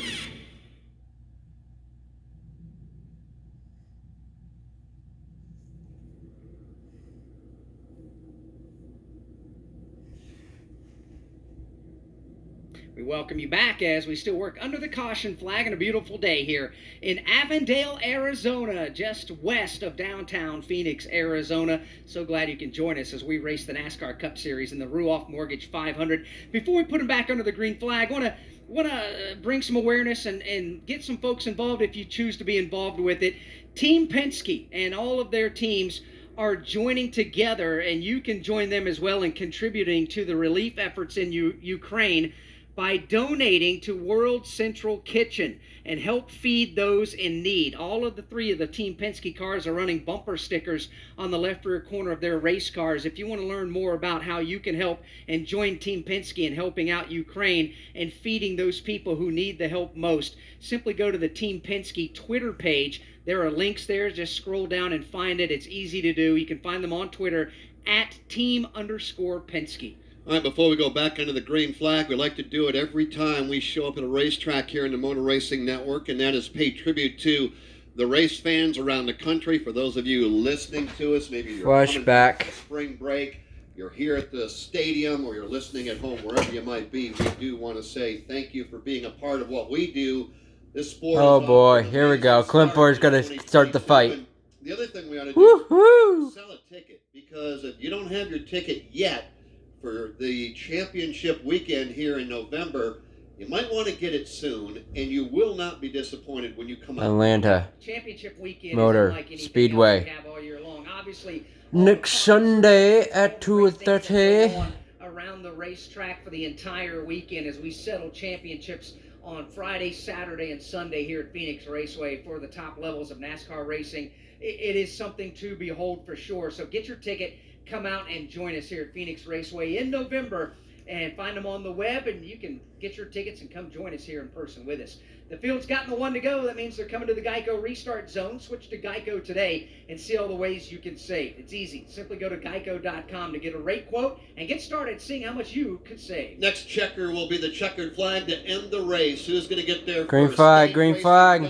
Green flag back out. Tyler Reddick is going to stack them 4 wide, headed to 1. Chase Elliott has got the lead. He got a bump from behind from Tyler Reddick. Now Reddick challenges Elliott for that top spot. They're side by side. Now the red straightaway. Chase Elliott in the outside lane. Tyler Reddick to the bottom. Here comes Kyle Larson along with Ryan Blaney and Kevin Harvick. They're side by side. Up front, it's Tyler Reddick taking the top spot. He will drive it in deep into turn 3. Car drifts up the banking. Chase Elliott is there occupying the real estate. Great fight for the lead here in Phoenix. Either driver having an advantage through the dog leg and into turn 1. Again, it is Reddick down low. Chase Elliott up high. They are absolutely door panel to door panel. Ryan Blaney in third. Kyle Larson 4th. Tyler Reddick to the inside lane. Looks like we'll give way to Chase Elliott in the outside. Elliott to the point. Reddick in second. Blaney and Larson top 4. 26-year-old driver out of Corning, California, riding behind Chase Elliott. Chase out front. Tyler Reddick goes second. Good battle, Dan, back around the 6th, 7th position. That's where you'll find Austin Dillon, also William Byron, also Daniel Suarez there. In the corners casting about 5th on pass. Kyle Busch part of that battle as well, just inside of the top 10. Alex Bowman to his inside. In fact, they're stacked up side by side from 4th on back, beginning with Larson and Harvick for 4th. With Chase Briscoe looking on, William Byron is there, Austin Dillon as well. Nobody with a distinct advantage as they continue to race hard. Kevin Harvick recovers from a poor restart. He now slots into that 4th position. Behind him is Chase Briscoe. And straddling the yellow line of the apron, Kyle Larson trying to make hay off turn 2. They cost him a spot, though, off of turn number 2. Chase Briscoe goes around to the outside and into the 5th spot. Larson to 6th, side by side with Austin Dillon. All right, all of that battling from 5th on back includes 2 cars from Trackhouse Racing. What a season, what a start they have had, Alex Hayden. This is just a really, really good organization. They really are. Justin Marks, Pitbull, that whole organization there. Both cars inside the top 10 right now with Ross Chastain 9th. Daniel Suarez is 10th, and when you compare what Trackhouse has done already to start this year as an organization compared to last year, more top 5s, more laps led, more stage wins. Their better finishes are this year. This is an organization, Jeff, going in the right direction. And the car has played dividends into that. 13 different organizations already have a top 10 finish to start the 2022 season, and that's only 3 races old. All right, here they come now, racing for 2nd, back into the corner. Tyler Reddick has it as they work off turn number 4. Ryan Blaney right there. He looks to the inside, does Blaney. Reddick will snap the car back down to the bottom and say, no, not right now. Reddick hangs on to 2nd. Ryan Blaney, however, continues to apply the pressure to Tyler Reddick through turns 1 and 2. Blaney goes inside the yellow line of the apron. Wrestles on, tries to wrestle. 2nd spot from Tyler Reddick. For the 2nd time today, Ryan Blaney once again on the rebound, up to 3rd, and looking to the inside of Reddick to take that 2nd spot away. As Kevin Harvick rides 4th, and the guy that's 5th, I think he's been there all day long, Dan, and that's Kyle Larson. And he almost threw it away 2 laps ago, the transition from the apron to the outside of the yellow line at the exit of turn 2, but he got it straightened out. Larson continues to challenge Kevin Harvick off turn 2. Using very distinct lines on the racetrack off of turn 2. Harvick to the outside, Larson to the inside. 2 car lengths separate that battle for 4th. Ryan Blaney in 3rd, just in front of that battle Kyle and Dan were talking about. Slipped going into turn 3. He gave up 2 car lengths to the 2nd place runner, Tyler Reddick. Doesn't matter. Doesn't take much, I should say. Just a slight mistake, and it cost you about 1 to 2 car lengths. Blaney throws it into turns 1 and 2, trying to drive alongside Tyler Reddick. This battle for 2nd, about 4 or 5 car lengths behind race leader Chase Elliott. Up the back straightaway. Reddick in 2nd, Blaney in 3rd. Both close in on Elliott in 4th. In 4th is Kevin Harvick. In 5th is Kyle Larson. Then comes Chase Briscoe, Austin Dillon, and Ross Chastain. Austin Dillon looking very racy through the dogleg, looking quick into turn 1, trying to get around Chase Briscoe. Behind him is Ross Chastain. He's got William Byron in tow. William Byron has faded a bit since the restart. At the front of the field, things beginning to tighten up among the top 3. Chase Elliott, Tyler Reddick, Ryan Blaney running for the lead. Here they are up off of turn number 4. Elliott by a car length over Reddick. Another car length back to Ryan Blaney as they chase each other into turn 1. And Chase Elliott has been caught by Tyler Reddick and Ryan Blaney. Blaney looking the strongest through turns 1 and 2. Still not able to get around Reddick. Reddick strong in the outside lane. Blaney using the inside of the racetrack to his advantage. Pulls up alongside Reddick for the 2nd spot. Reddick strong topside, just a car length behind Chase Elliott. 3-car battle for the lead here at Phoenix. Chase Elliott has it, riding right behind Tyler Reddick and Ryan Blaney. You think the struggle for the 2nd spot would allow Chase Elliott to pull away, but not so. They are keeping on a pace with the leader. This time, Ryan Blaney gets a nose out in front. He'll try to clear Reddick off the turn. 2nd time by, still side by side for the runner-up spot. Tyler Reddick topside hangs on to the position 4 now. Blaney back in the line in 3rd. He is going to run right up the racetrack to the resin. There's still another 6 car lengths back to Kevin Harvick in 4th, and then behind Harvick another 5 to 6 car lengths to the 5th place runner, Kyle Larson. Great racing here, Jeff, with 106 laps to go in this one. Chase Elliott, when you look at his numbers, yeah, he is the fan favorite. He wins most popular driver. When you look at his wins, though, Chase Elliott has not won on an oval track since he won the championship here at Phoenix in November of 2020. It's been that long since Chase Elliott has won a race in the Cup Series on an oval, not counting road courses. That's hard to believe. Well, it is hard to believe, and you bring it up because the road course has been right in the forte for what Chase Elliott has been able to do behind the wheel. Right now, he is showing a lot of strength. He's out front over Tyler Reddick and Ryan Blaney. Chase Elliott has led 30 here, and he's about to lead his 31st lap as we are down now to 1:04. Whoops. Not that, the other one.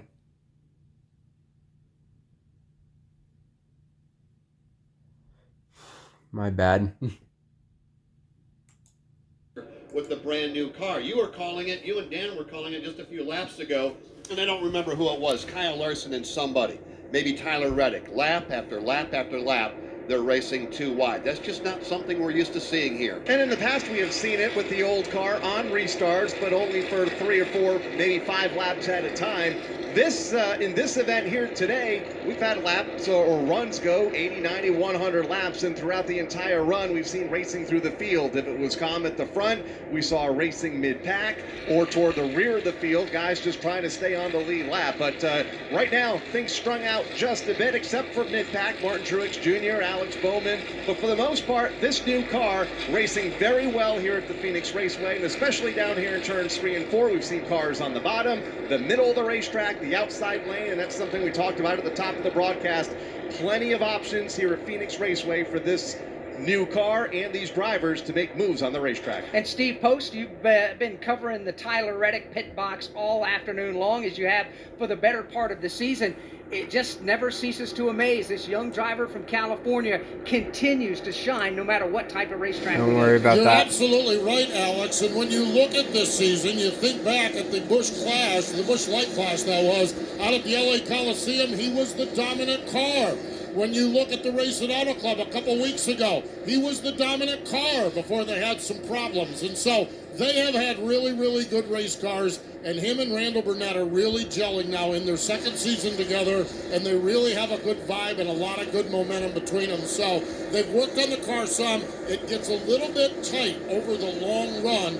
The expectation, the feel of this race is it might be a long run to the finish here. We do have one more pit stop, but it might be a long run to get to the end of it. And so Randall Burnett made a minor adjustment on the car just to maybe make it a little freer over the course of the long run. But overall, they are very happy with the race car, and they have got to be very happy with their performance to start the season. They're hoping maybe today's the day that they close the deal on some great runs and put it in the Runoff Mortgage victory lane. And if they can do that, it would be their first ever win, as the postman pointed out. By the way, how good are they today compared to what they've been like?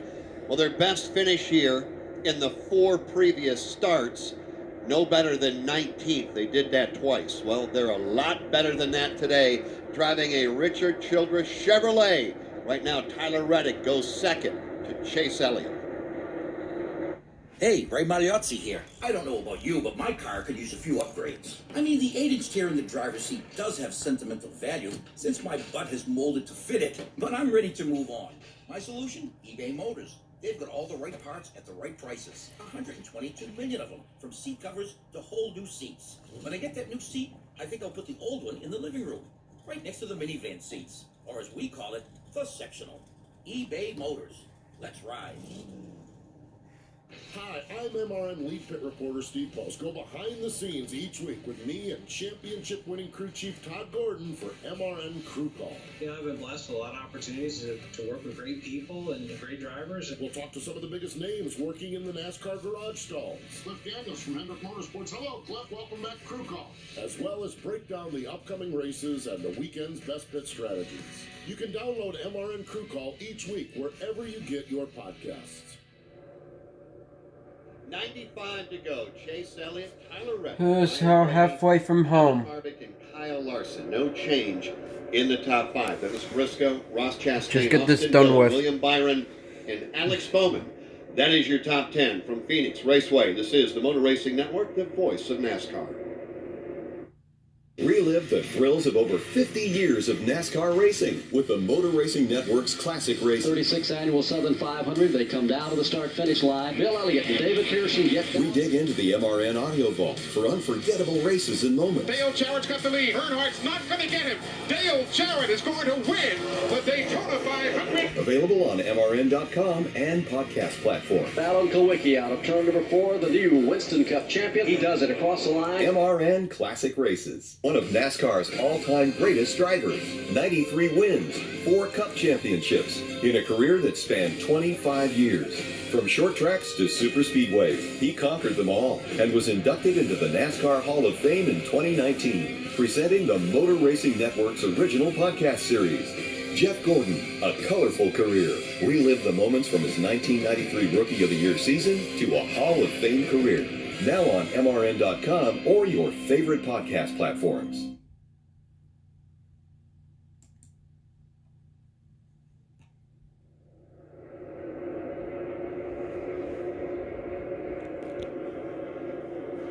Slowly but surely now, we begin to wind them down closer and closer to lap 312, the scheduled distance here this afternoon at the Phoenix Raceway. Glad to have you on board, Motor Racing Network. Off turn 2, back straight away. Oh boy. One car sideways. It looks like it's Martin Truex Jr. as he has spun and come to a stop. Yep, Martin Truex Jr. His racing teammate spun about 100 laps ago. And he was running in the 11th position, right around the back half of the top 10. And Martin Truex Jr. spins off turn number 2 to bring us under the caution flag for the 6th time today. That right side of that car is used up, and now he appears to be dead in the water. Kyle Rickey, you've got the eyes on him. He is. A lot of right side damage on that Toyota for Martin Truex Jr. Not sure if he got into the wall first, coming off of turn number 2, and then the car snapped around on him, but undrivable right now, as that car has come to a rest. Safety crews attending to Martin Truex Jr. A tough break there as he got into the outside. Yeah, he just went straight into the wall. Highest running Toyota in the order in the Yeah, it was right in front of Kyle Busch too. Now will belong to Kyle Busch, who is no better than 14th right now. It's not a best of days for Toyota. No, it's not. And I'll tell you what, that Toyota, the Truex, was wheeling shot from the bottom of the racetrack up and hard into the outside safer barrier, and that explains the heavy-duty right side damage on that Toyota, and now it will need to be assisted off the racetrack with a wrecker. And like you said, man, what a long day it's been for the Toyota camp. Kyle Busch, it looked like when we dropped the green flag, he was going to be aggressive and drive to the front. Well, that's stalled out, and right now he has not returned to the top 10. No, he is not. And it looks like they're going to put the car on the tow. Now, it's different. The way this new race car is, they have to drag the car back to pit road without being put out of the race. They'll hook it to the back of a wrecker and essentially lift it just a few inches off the ground so they can drag the race car back to pit road. Problem is right now where the car is geographically, Jeff, because he's halfway down the backstretch. The entrance to pit road is behind them in turn number 3. They may have to drag that race car all the way around the racetrack to get it back to his pit box, and that can do some major damage, and let alone get him further behind in the running order. Well, his pit box is down in front of us, so if you're accurate, and I believe you are, he would have to be dragged, and you know what, it's not going to make any difference. Martin has dropped the window net. He has climbed out of that Toyota, and he will take the mandatory trip to the care center.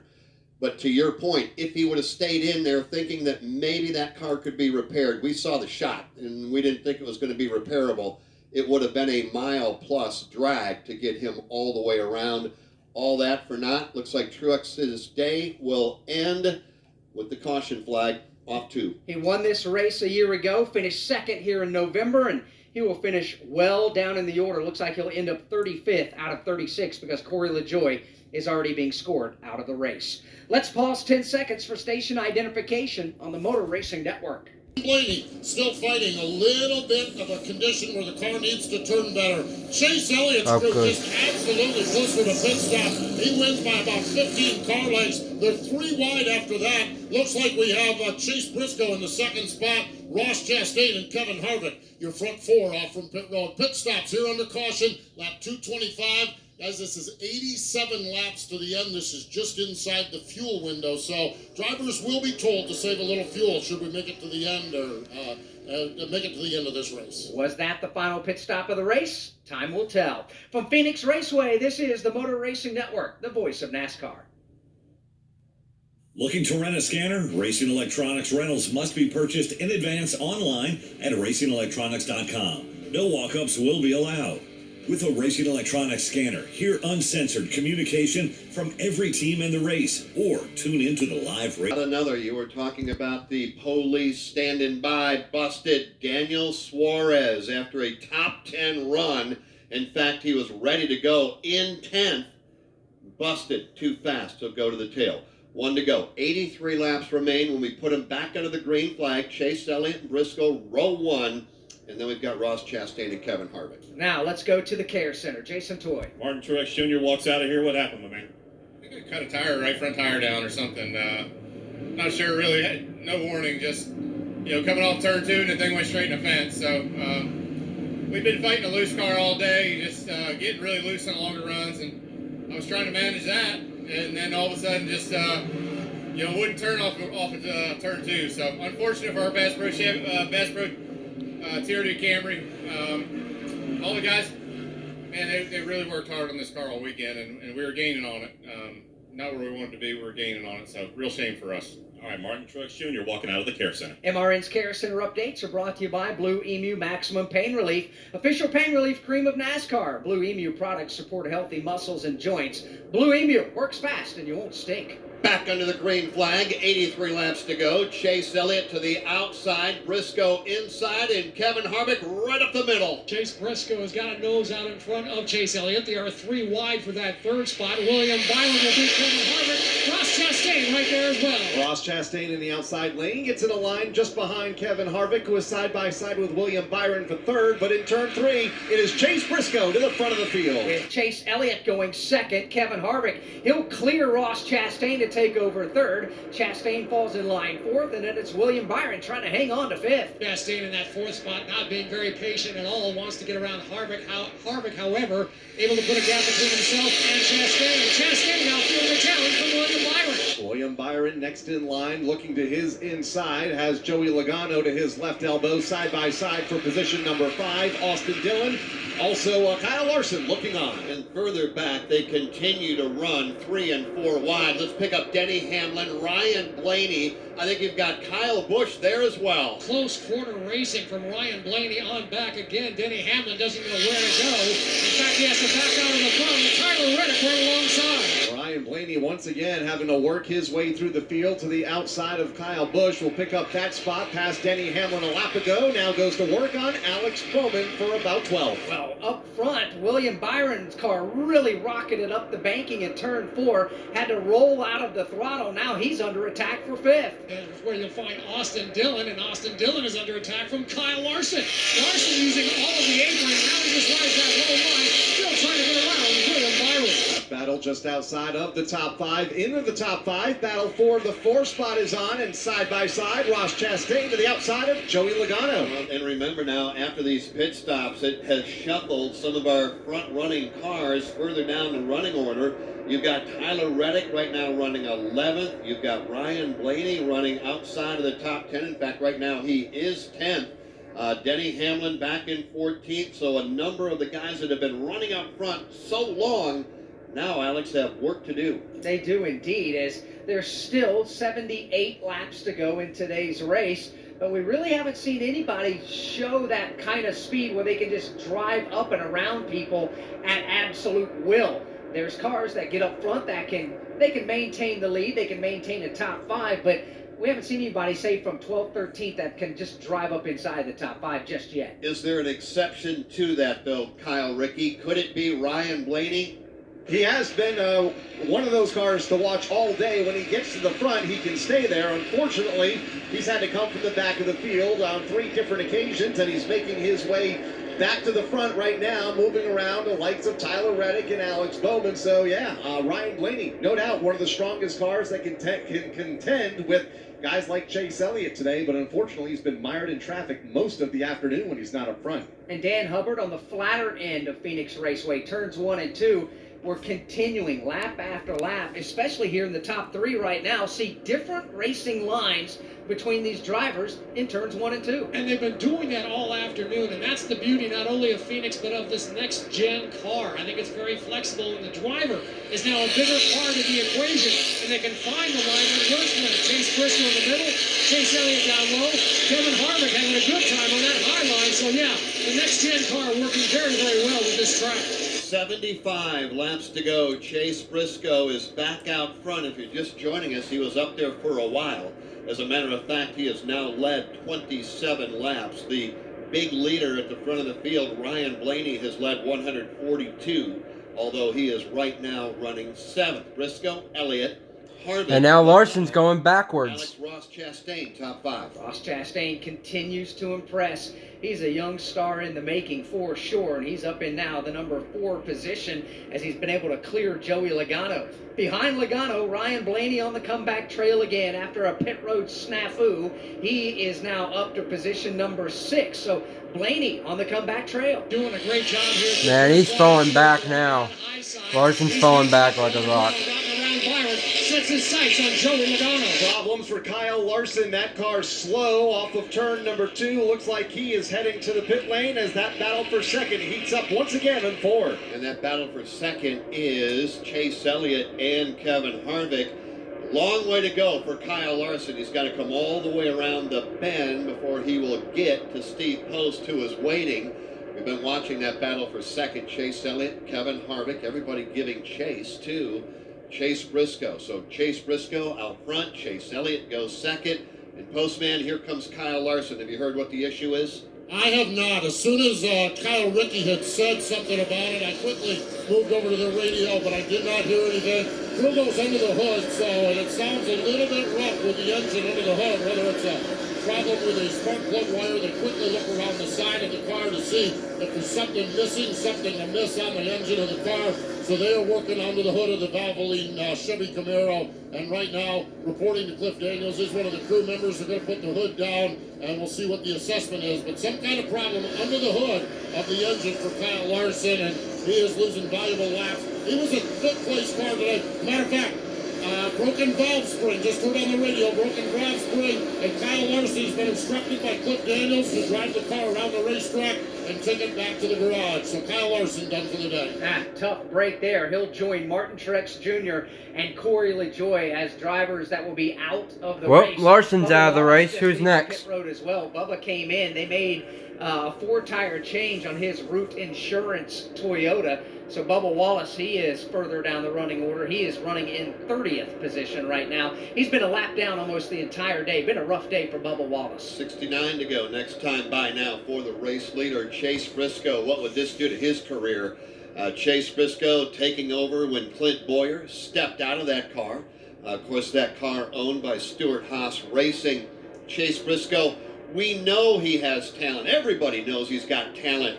A victory today would just prove it all to everybody. Well, and it's got to be a big sigh of relief as well, because they come on board this year and they have Mahindra Tractors jumping on board as the sponsor. Full Bye, Larson. Have a nice day. That can let a driver and a team kind of take a big deep breath and settle in and simply go to the racetrack and try to get checkered flags. And right now they have a 1 second 69 lead to go. with 68 laps to go. Okay, Megan The left. stress race car drivers endure is unbelievable. That's why Blue Emu has delivered over 200 care kits to NASCAR drivers and teams. You'll be relieved to find Blue Emu at Walmart, Amazon, and nationwide retailers. Blue Emu, it works fast and you won't stink. The official pain relief cream of NASCAR and MRN. On the track is where the race cars rule, but off it is where camping takes center stage. Campgrounds that go all in on good times, with an energy that fuels a whole weekend of grilling, playing, singing, and racing. There's nothing else like it. And there's everything to love about it. It's camping like you've never experienced before.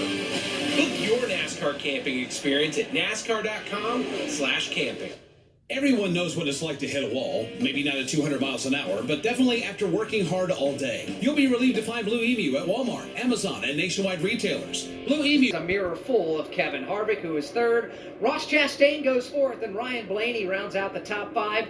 65 laps to go here in this race. Let's check in the NASCAR Cup Series garage with Jason Toy. Well, Kyle, obviously not the place you want to end up today. What happened out there? Was involved with shifting or anything else? I don't know. Yeah, I just broke a valve spring, I guess, so I'm not sure. I'm sure shifting doesn't help, but everybody out there is shifting, so yeah, everybody at Hendrick builds great engines, and I'm sure they'll address it. I know they've already been addressing the issue that it seems like we've had here with some of the engines the last few weeks. So we got the smartest bunch of people that there is in the sport, so they'll go to work and get the reliability even better. But our Valvoline Chevy was pretty good today. I thought we were 4th to 5th place car and was hoping we were going to finish a little bit better than that, but today got cut short. Could you run anywhere, especially even the apron that folks like to use?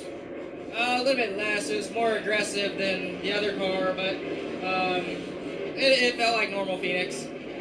Kyle Larson, obviously dejected back here in the garage. And right now he will be scored in position number 34. 62 to go. Briscoe, Elliott, Harvick, Chastain, Ryan Blaney. That is your top five from Phoenix Raceway. This is the Motor Racing Network, the voice of NASCAR.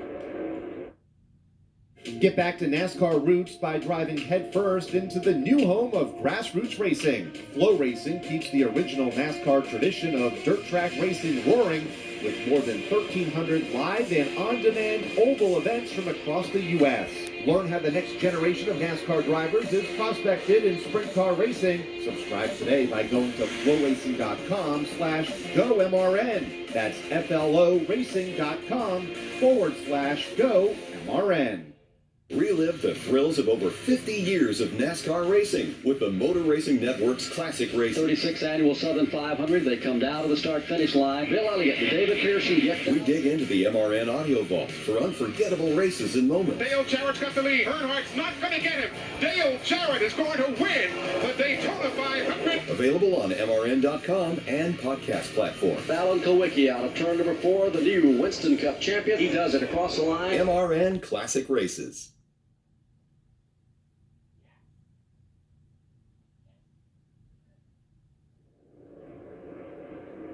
He hit the wall. Chase Briscoe trying to do something at this level that he has never done before, and that would be to take himself and that team to victory lane. The Runoff Mortgage 500 at the Phoenix Raceway winding down. 59 to go. Briscoe out front.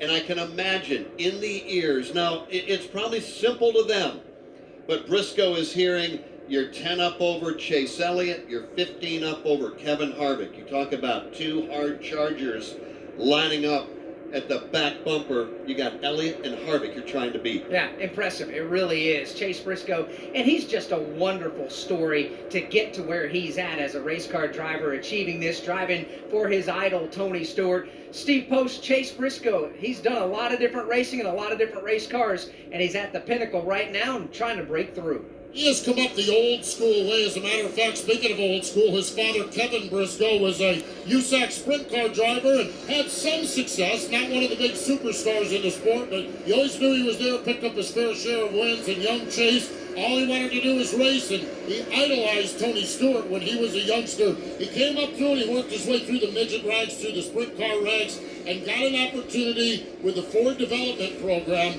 where he had a chance to move into not only Brad Keselowski's Truck Series team that he had a few years ago, but also do a lot of sports car racing. And he just took the opportunity, kept his mouth shut, kept his head down, and went and raced every time they wanted him to go race something. Went and tested every time they wanted him to go test something. Opened his own sprint car team that he runs and will run a little bit this year. And he just put his head down, kept his mouth shut, and just kept digging and scratching and clawing. He got the call from his idol, Tony Stewart, to drive the 14 car. He did that, was paired up with Johnny Klossmeyer last year. That's another team like we talked about with Randall Burnett and Tyler Reddick, that are in their second year, and they are really starting to hit their stride. They are really feeling good about the way things are going here in Briscoe's second season with Tony Stewart Racing. They had a great run down at Daytona. We've noticed him a few other times having some speed, and right now he's trying to put it all together and get that first win. So Chase Briscoe, he's known to all of his friends as Buddy Boy, and he is having a stout run here today. We'll see if he can hang on for another 55 or so laps, and if Buddy Boy can park that car in Runoff Mortgage victory lane. 27-year-old driver out of Mitchell, Indiana, and right now he has a 5-car length advantage over Chase Elliott. Then comes Kevin Harvick.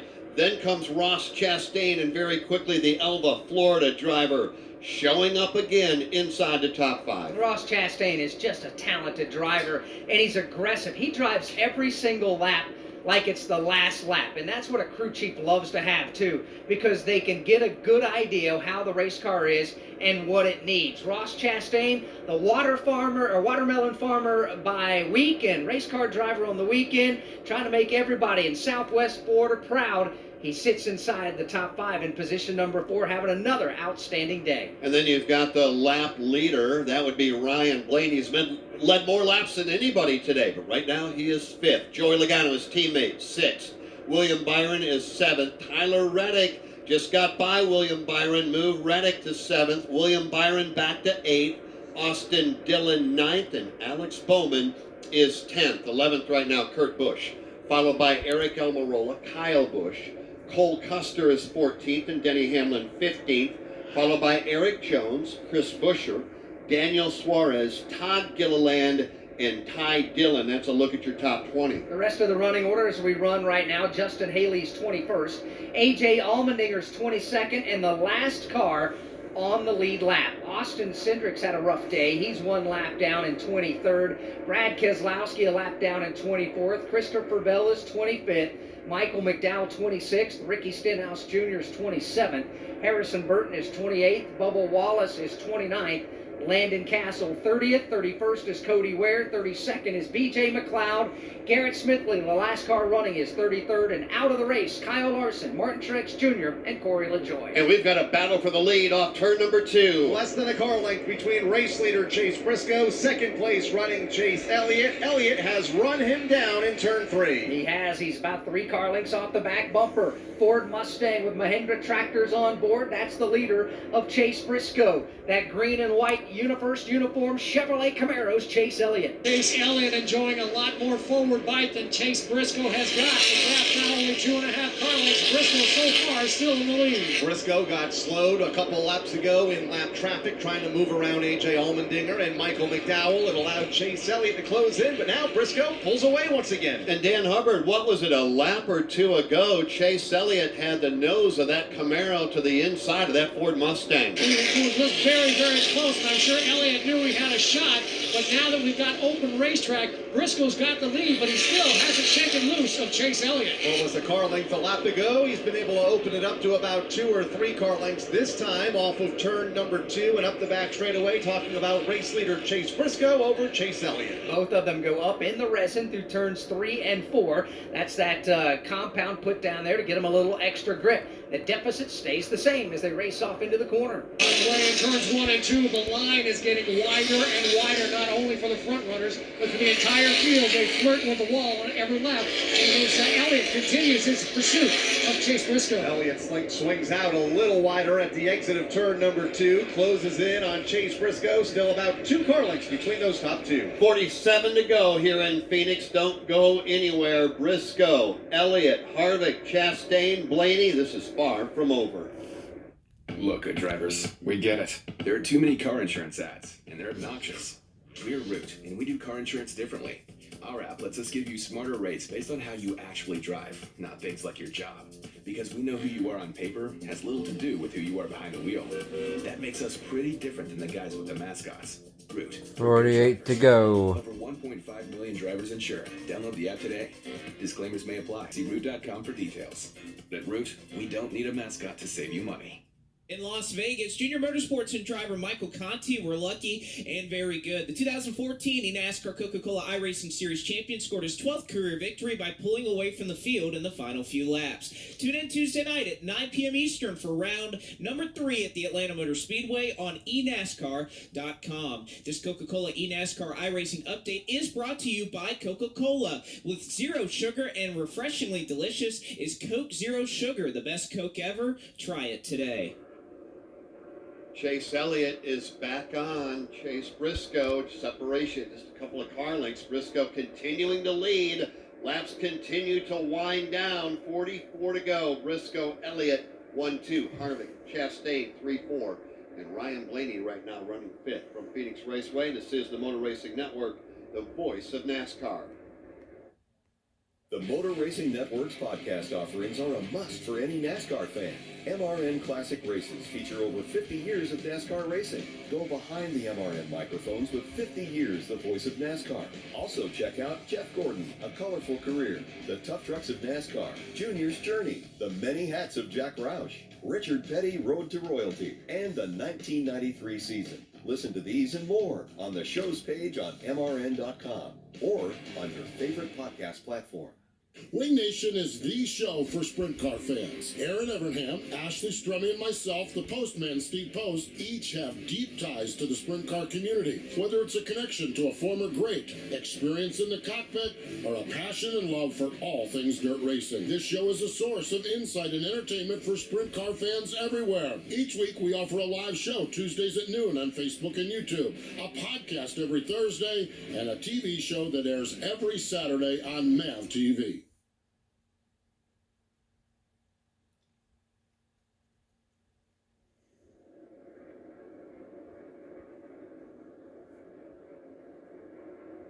Chase giving chase to Chase. Chase Briscoe out front. Chase Elliott right behind.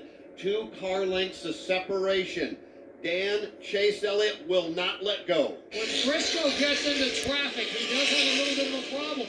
That's when Elliott can get close, and now the gap is only a car length. They both go to a high side. As Elliott is complaining about a tight condition, he's still in hot pursuit of the leader, Briscoe. And Dan mentioned traffic. Austin Cindric, Brad Keselowski, Harrison Burton, just some of the lap cars just in front of the race leader, Chase Briscoe, in turn 4. With 40 laps to go here this afternoon in the Runoff Mortgage 500. That lap traffic, some 10 car lengths in front of this fight for the lead. For the moment, Chase Elliott content to shadow Chase Briscoe through turns 1 and 2. Identical lines up against the wall, off the corner and down the back straightaway. As close as it has been in about 10 laps or so, about a car length between the race leaders. Chase Briscoe leads into turn 3, but here comes Chase Elliott to the outside. He just will not let go. He will not let up. Briscoe right there. He looks in the rearview mirror, and here he comes. Chase Elliott looking down to the inside. Harrison Burton up in the front. Harrison Burton will go down to the bottom of the racetrack. Gives the leaders plenty of racing room. But again, Briscoe backs out of the throttle. Elliott got to the bumper of Briscoe. And Harrison Burton will keep that car to the bottom of the racetrack and allow the leaders plenty of room to the outside. Now they'll close in on Brad Keselowski, the next car to go a lap down. Keselowski already 1 down. He's in jeopardy of falling a second lap down right now, as the leaders still have about 2 car lengths between them in traffic. This time around, Chase Briscoe able to keep Chase Elliott at arm's length. Different lines this time. Elliott goes way down to the bottom. Briscoe up high with serious traffic up ahead. Briscoe keeping it wound up in the outside lane, maintains the lead by just a car length over Chase Elliott as they close in on both Cindric and Keselowski. And I don't think either one of them are just going to move over at this particular point. Brad, the last car on the lead lap, will not go down without a fight. 3 cars separate Brad Keselowski and Chase Briscoe. Now 2 cars, now only 1 car. Keselowski pulls over to the left. Chase Briscoe goes up high. Elliott trying to take advantage. Elliott had a look to the bottom off of turn number 2, but had to fall back into line with the lap car of Brad Keselowski to his inside. Briscoe goes to the outside of Keselowski, maintaining the lead. Keselowski will fall a second lap down here in the race. Now Austin Cindric, who also was a lap down, he's in jeopardy of going a second down as well. Through the dog leg they come, up the hill and into turn 1. Cindric will ride it down low. Briscoe gets by, but boy, Elliott is right there looking to his inside. Great race for the lead off of turn number 2. Chase Briscoe to the point. Chase Elliott right there in second with Ricky Stenhouse Jr., the next car to be lapped. Well, pick out your favorite. Are you a Ford fan or are you a Chevrolet fan? You got a great battle at the front of the field. Briscoe in the Ford, Elliott in the Chevrolet. This fight for the lead is literally nose to tail into turn one. They've got to get around the machine of Ricky Stenhouse Jr. Briscoe in the top spot, Chase Elliott in second. Ricky Stenhouse Jr. will give way to the bottom of the racetrack. Leaders go to the outside, and it's still Briscoe.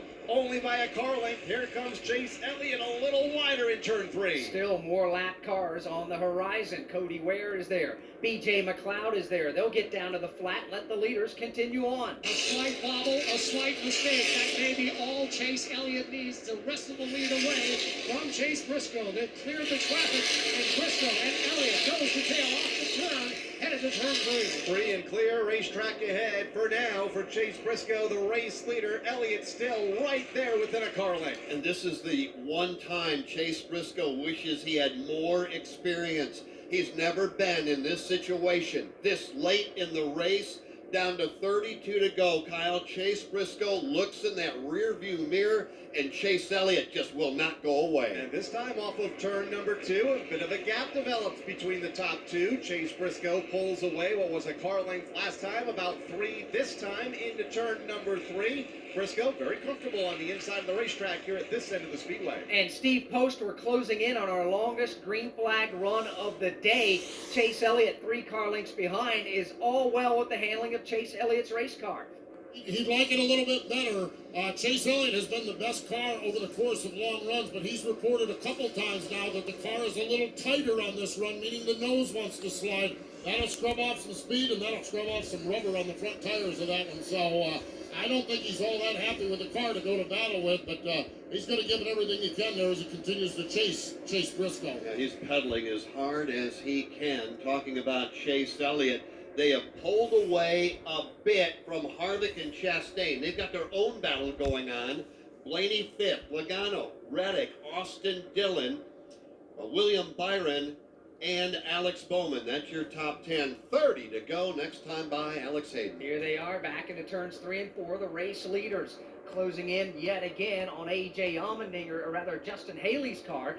Haley is the last car on the lead lap, and he will not be any longer. He's going to go a lap down with the race leaders. So, Dan, Chase Briscoe and Chase Elliott, both of them are catching traffic, it seems like, in the right or in the wrong spots. What do you think? Yeah, I think that depends where it is and who you are. I would say so far the traffic has been pretty cooperative with the exception of Brad Keselowski. They know the top 2 are coming. They've pulled over and given the leaders plenty of racing room. However, traffic is a detriment to the leader, Chase Briscoe. When he gets that clean air and that clear racetrack, he's able to pull it out just a little bit more over Chase Elliott. And when that traffic hits, as it is about to over in turn 3, Briscoe's got his hands full. Well, how about we add a little more drama to this one? We keep talking about Chase, and they go 1-2. It will not be long, Alex Hayden. There will be 2 more names added to this fight. Harvick and Chastain are closing in. They are, and Ross Chastain has been the fastest car on the track the last handful of laps. He's the 4th place car. He rides right behind Kevin Harvick. Those 2 closing in on the leaders with 27 laps to go. New message. What up, it's Heather's cousin. You dated her in college, or maybe you were just in the same class. Anyway, I heard you bought a boat, my man. Let's hit the water. Oh, and Heather told me you always liked snacks and stuff, so I could totally bring some chips. When you get a boat, you also get new friends. Make sure Progressive's one of them. And get coverage today for as little as $100 a year. Hey, also, I'm a little short on cash, so can you cover the chips? Thanks. I can see why Heather liked you. Progressive Casualty Insurance Company and affiliates. Annual premium for basic liability policy not available in all states. And 43 again. That's like the second time, like last year you spun out, and now you're doing it again to bring out the caution. So Eric Jones brings out the caution again. You did it at Vegas, now you're doing it here. Championship denied for 10-time winner Rusty Wallace, and so much more. Available on MRN.com and podcast platforms. So we're under caution. 27 to go. Back back at Phoenix Raceway. We're under the caution flag for the 7th time for a problem in front of Kyle Rickey. Yeah, single car crash off of turn number 2. Eric Jones' car broke loose off the corner. Not sure if he had a tire go down in that Focus Factor Chevrolet, but the car spun around in the inside wall. A bit of front end damage on that Chevrolet, but he's been able to pull away from the scene of the incident, limping around back to pit road. The only car involved, Eric Jones. All right, big pit stop coming up from Phoenix Raceway. This is the Motor Racing Network, the voice of NASCAR. If you suffer from heartburn or other digestive-related disorders, then... And this may determine who goes to victory lane. Let's cover Kevin Harvick. Third place runner comes in. That Mustang GT hits the marks first. They'll go down to the left side. 2 pumps to the jack, gets it up in the air. 2 left side Goodyear Eagles go on. Sunoco Fuel in. Kevin Harvick down and away. Ahead of Joey Logano and Austin Dillon. Steve Post. The Mahindra Tractor's Ford Mustang. Left side tires are complete. Look like a pretty good pit stop for Chase Briscoe as he works his way back up onto the speedway now. Ryan Blaney was 5th running. He's in the first pit box. The race off from pit road. The money stop. Chase Briscoe wins the battle off from pit road. Kevin Harvick, his teammate. Ross Chastain, the 3rd car out. Looks like Blaney or Chase Elliott might have been 4th. They were side by side. But that's what it boils down to. If you remember last fall, it was a late race pit stop. 30 laps to go.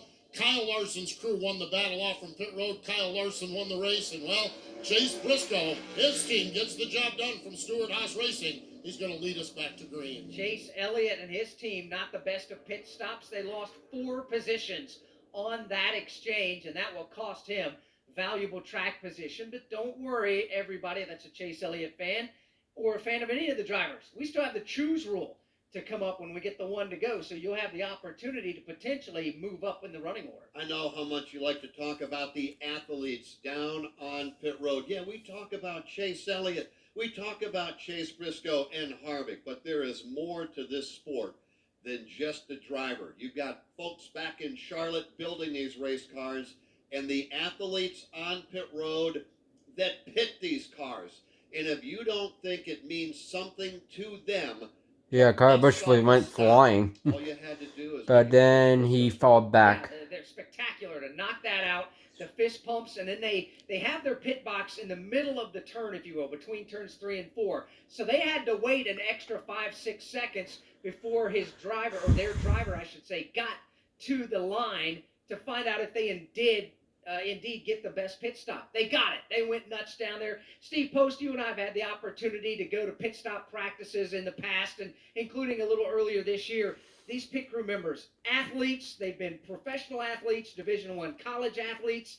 They take extreme pride in busting off great pit stops. Yes, they do, and it's amazing, Alex, when you look at the difference of about a half a second, how they know that when they do the stop. You're 100% correct. Chase Briscoe's crew did not know that he won the battle to the line. What they did know when that car pulled out of their pit box is that they hit it perfectly. They had a really good stop. Then they processed the fact that they were ahead of Kevin Harvick. And then they watched the screens, and they saw that they won the battle off from pit road. And at that point, it was chest bumping and high fives for everybody. It is one of the great aspects of NASCAR racing. Those of you listening on the radio that you've never been to a race, you've got to get to a track, and you've got to see these pit stops live and the way that they battle here on pit road. And we just saw a heck of a battle, and advantage Chase Briscoe's team, the Mahindra Tractors team, got him out first, and now the driver's turn. His portion of the program is coming up next to try to lead this thing to the end. You know, and I was just going to take you there, Postman. Alex, I would imagine that the radio communication back to Chase Briscoe from the crew, chief from the spotter, was simple. We've done our job. We got you back out front. You've done a great job to get it up there. We got you back off of pit road in position number 1. Now it is all up to you in your hands. He's going to have to fend off Harvick, Chastain, Blaney, not out of it, Reddick, Elliott, Logano. These are the types of things these big-time professional race car drivers live for.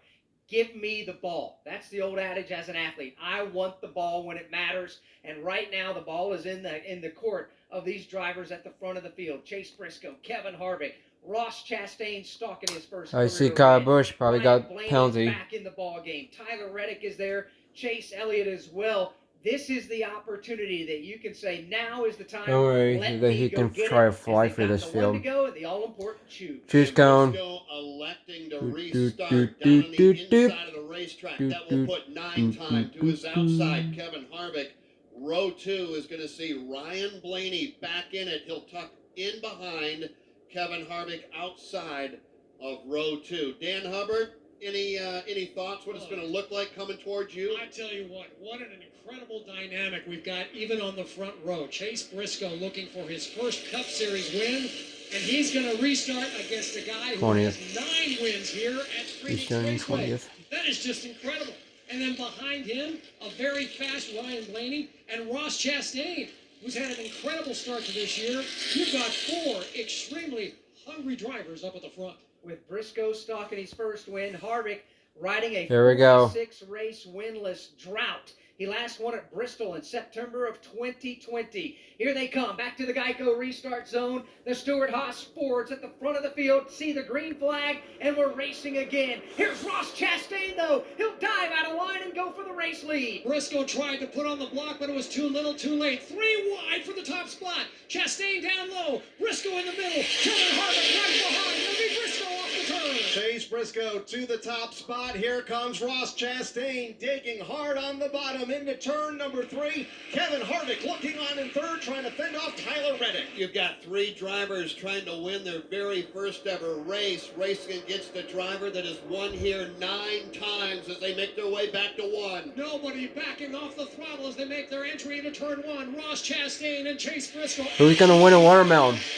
That would be Chastain in that one car. Side for the race lead. Chastain a little sideways off of turn number 2. That allows Briscoe to go back to the point by a half car length. 18 laps to go in the desert. Chastain with a big wiggle in turn 4. He'll give up the fight for the lead, if only for the moment, but he will keep the right foot matted. Tyler Reddick almost said thank you very much, but Chastain had too much speed through the dogleg. Again, they're 3 wide for the lead in Phoenix. Chase Briscoe, Ross Chastain. They make their way off turn 2. All drivers. Again, 3 wide. Cup Series win. It's Briscoe at the point. Now they're side by side for second. Chastain and Reddick. And neither of these drivers will give the other an inch. Not now, not ever. Through the dogleg, racing back to turn number 1 with Briscoe out front. Briscoe finally breaks out of the box, puts and gives himself an advantage of about 4 car lengths over that second place battle of Ross Chastain and Tyler Reddick. Tyler Reddick getting it wound up in the outside lane, takes the second spot away, driving away from Ross Chastain, who is back to third.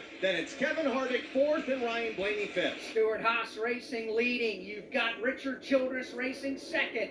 Trackhouse Racing is 3rd. They're all going back into turn number 1, led by Chase Briscoe. This is exactly what Briscoe wanted. Clean air and clear racetrack. He's trying to run away and hide from Tyler Reddick and Ross Chastain. Kevin Harvick in the 4th position. Tyler Reddick slowly but surely closing in on Chase Briscoe. The battle for 3rd tightening up as well. Here's Kevin Harvick within a car length of Ross Chastain. We have 15 laps to go, 15 miles in all. Let's reset it for you. Briscoe out front. He's never won before. Tyler Reddick in the Chevrolet, driving for Richard Childress Racing, has never won before. And Ross Chastain has also never won before. Right behind them, a 9-time winner here in Kevin Harvick. Then you've got the driver that has led more laps 15 than to go. anybody else here this afternoon, and Ryan Blaney. But right now, Dan Hubbard, Chase Briscoe out front and slowly but surely pulling away. Different lines being employed by the top 2 drivers. Here comes Chase Briscoe. He'll go to the high side. Meanwhile, it is Tyler Reddick coming to the bottom all the way through turns 1 and 2, not making an impression on the leader. Still about 4 car lengths between the top 2. 4 more back to 3rd place running Ross Chastain. Then it's Harvick, Blaney, and Austin Dillon. 13 laps to go. If you think it's over, not so fast.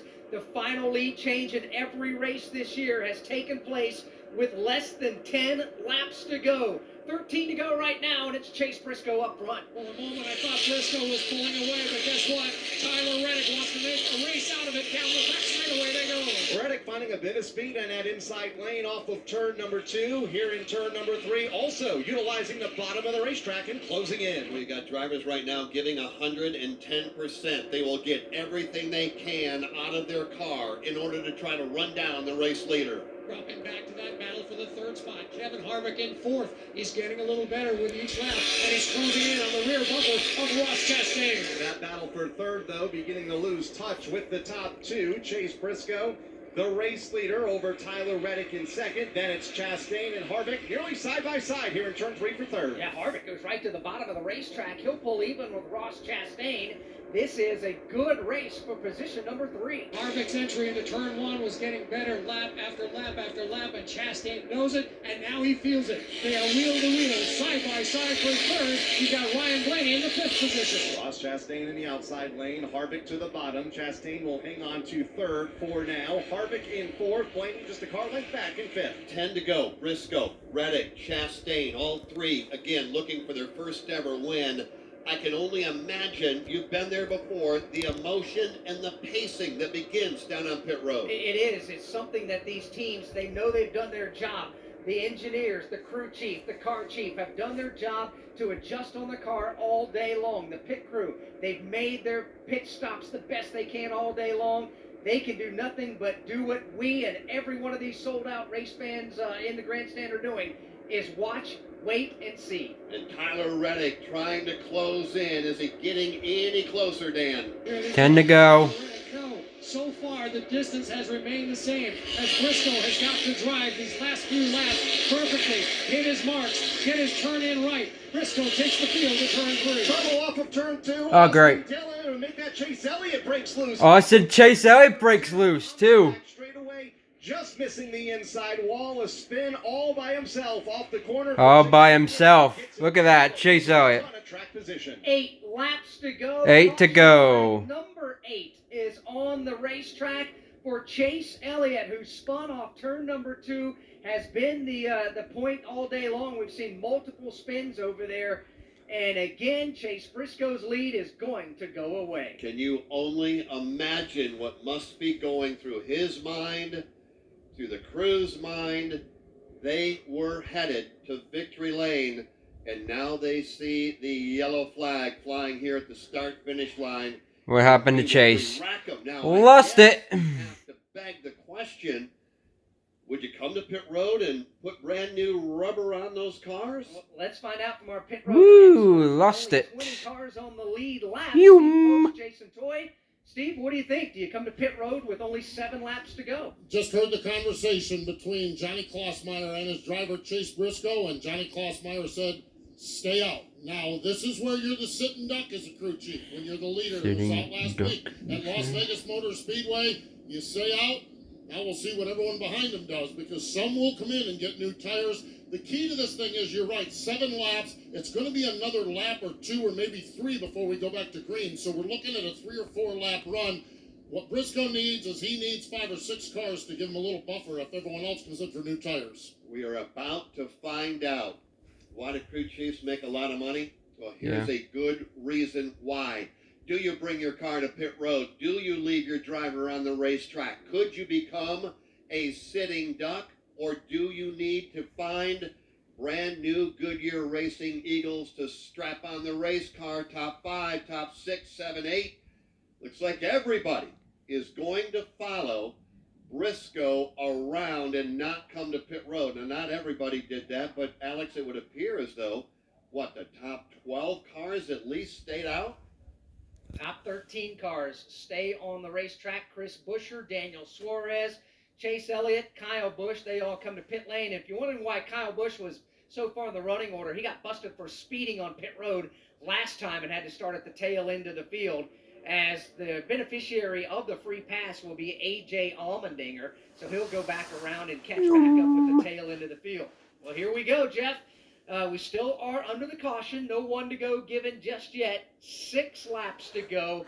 You've got Chase Briscoe, Tyler Reddick, Ross Chastain, all searching for their first career NASCAR Cup Series wins. They've got a little bit older tires. You got the veteran Kevin Harvick in 4th. Ryan Blaney is 5th. Austin Dillon, Joey Logano, Kurt. Go to the outside lane. Harvick will go to the outside lane because Chastain will fill the inside of row 2. So nobody advancing their position at all.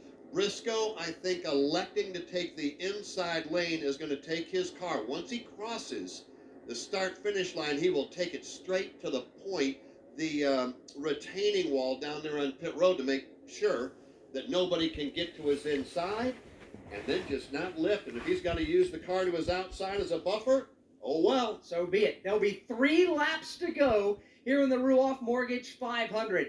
Johnny Klossmeyer, the crew chief for Chase Briscoe. He's won twice at this level. He's won with Kurt Busch. He's won with Eric Almirola.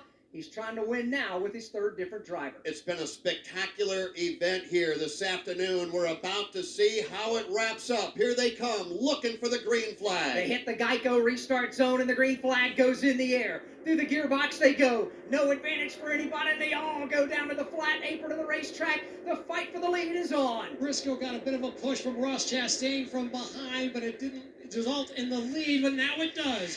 Off of turn 2, Briscoe, Tyler Reddick, and Ross Chastain off the corner. Chase Briscoe able to break away at the front of the field as they are side by side behind him for the 2nd spot. Here is Ross Chastain to the inside of Tyler Reddick. Running for his life, and out front when it matters the most, Chase Briscoe across the line. 2 to go, leading the field back to 1. Like he was shot out of a cannon. His advantage, some 5 car lengths over Ross Chastain, feeling the heat from Tyler Reddick. 2 to go.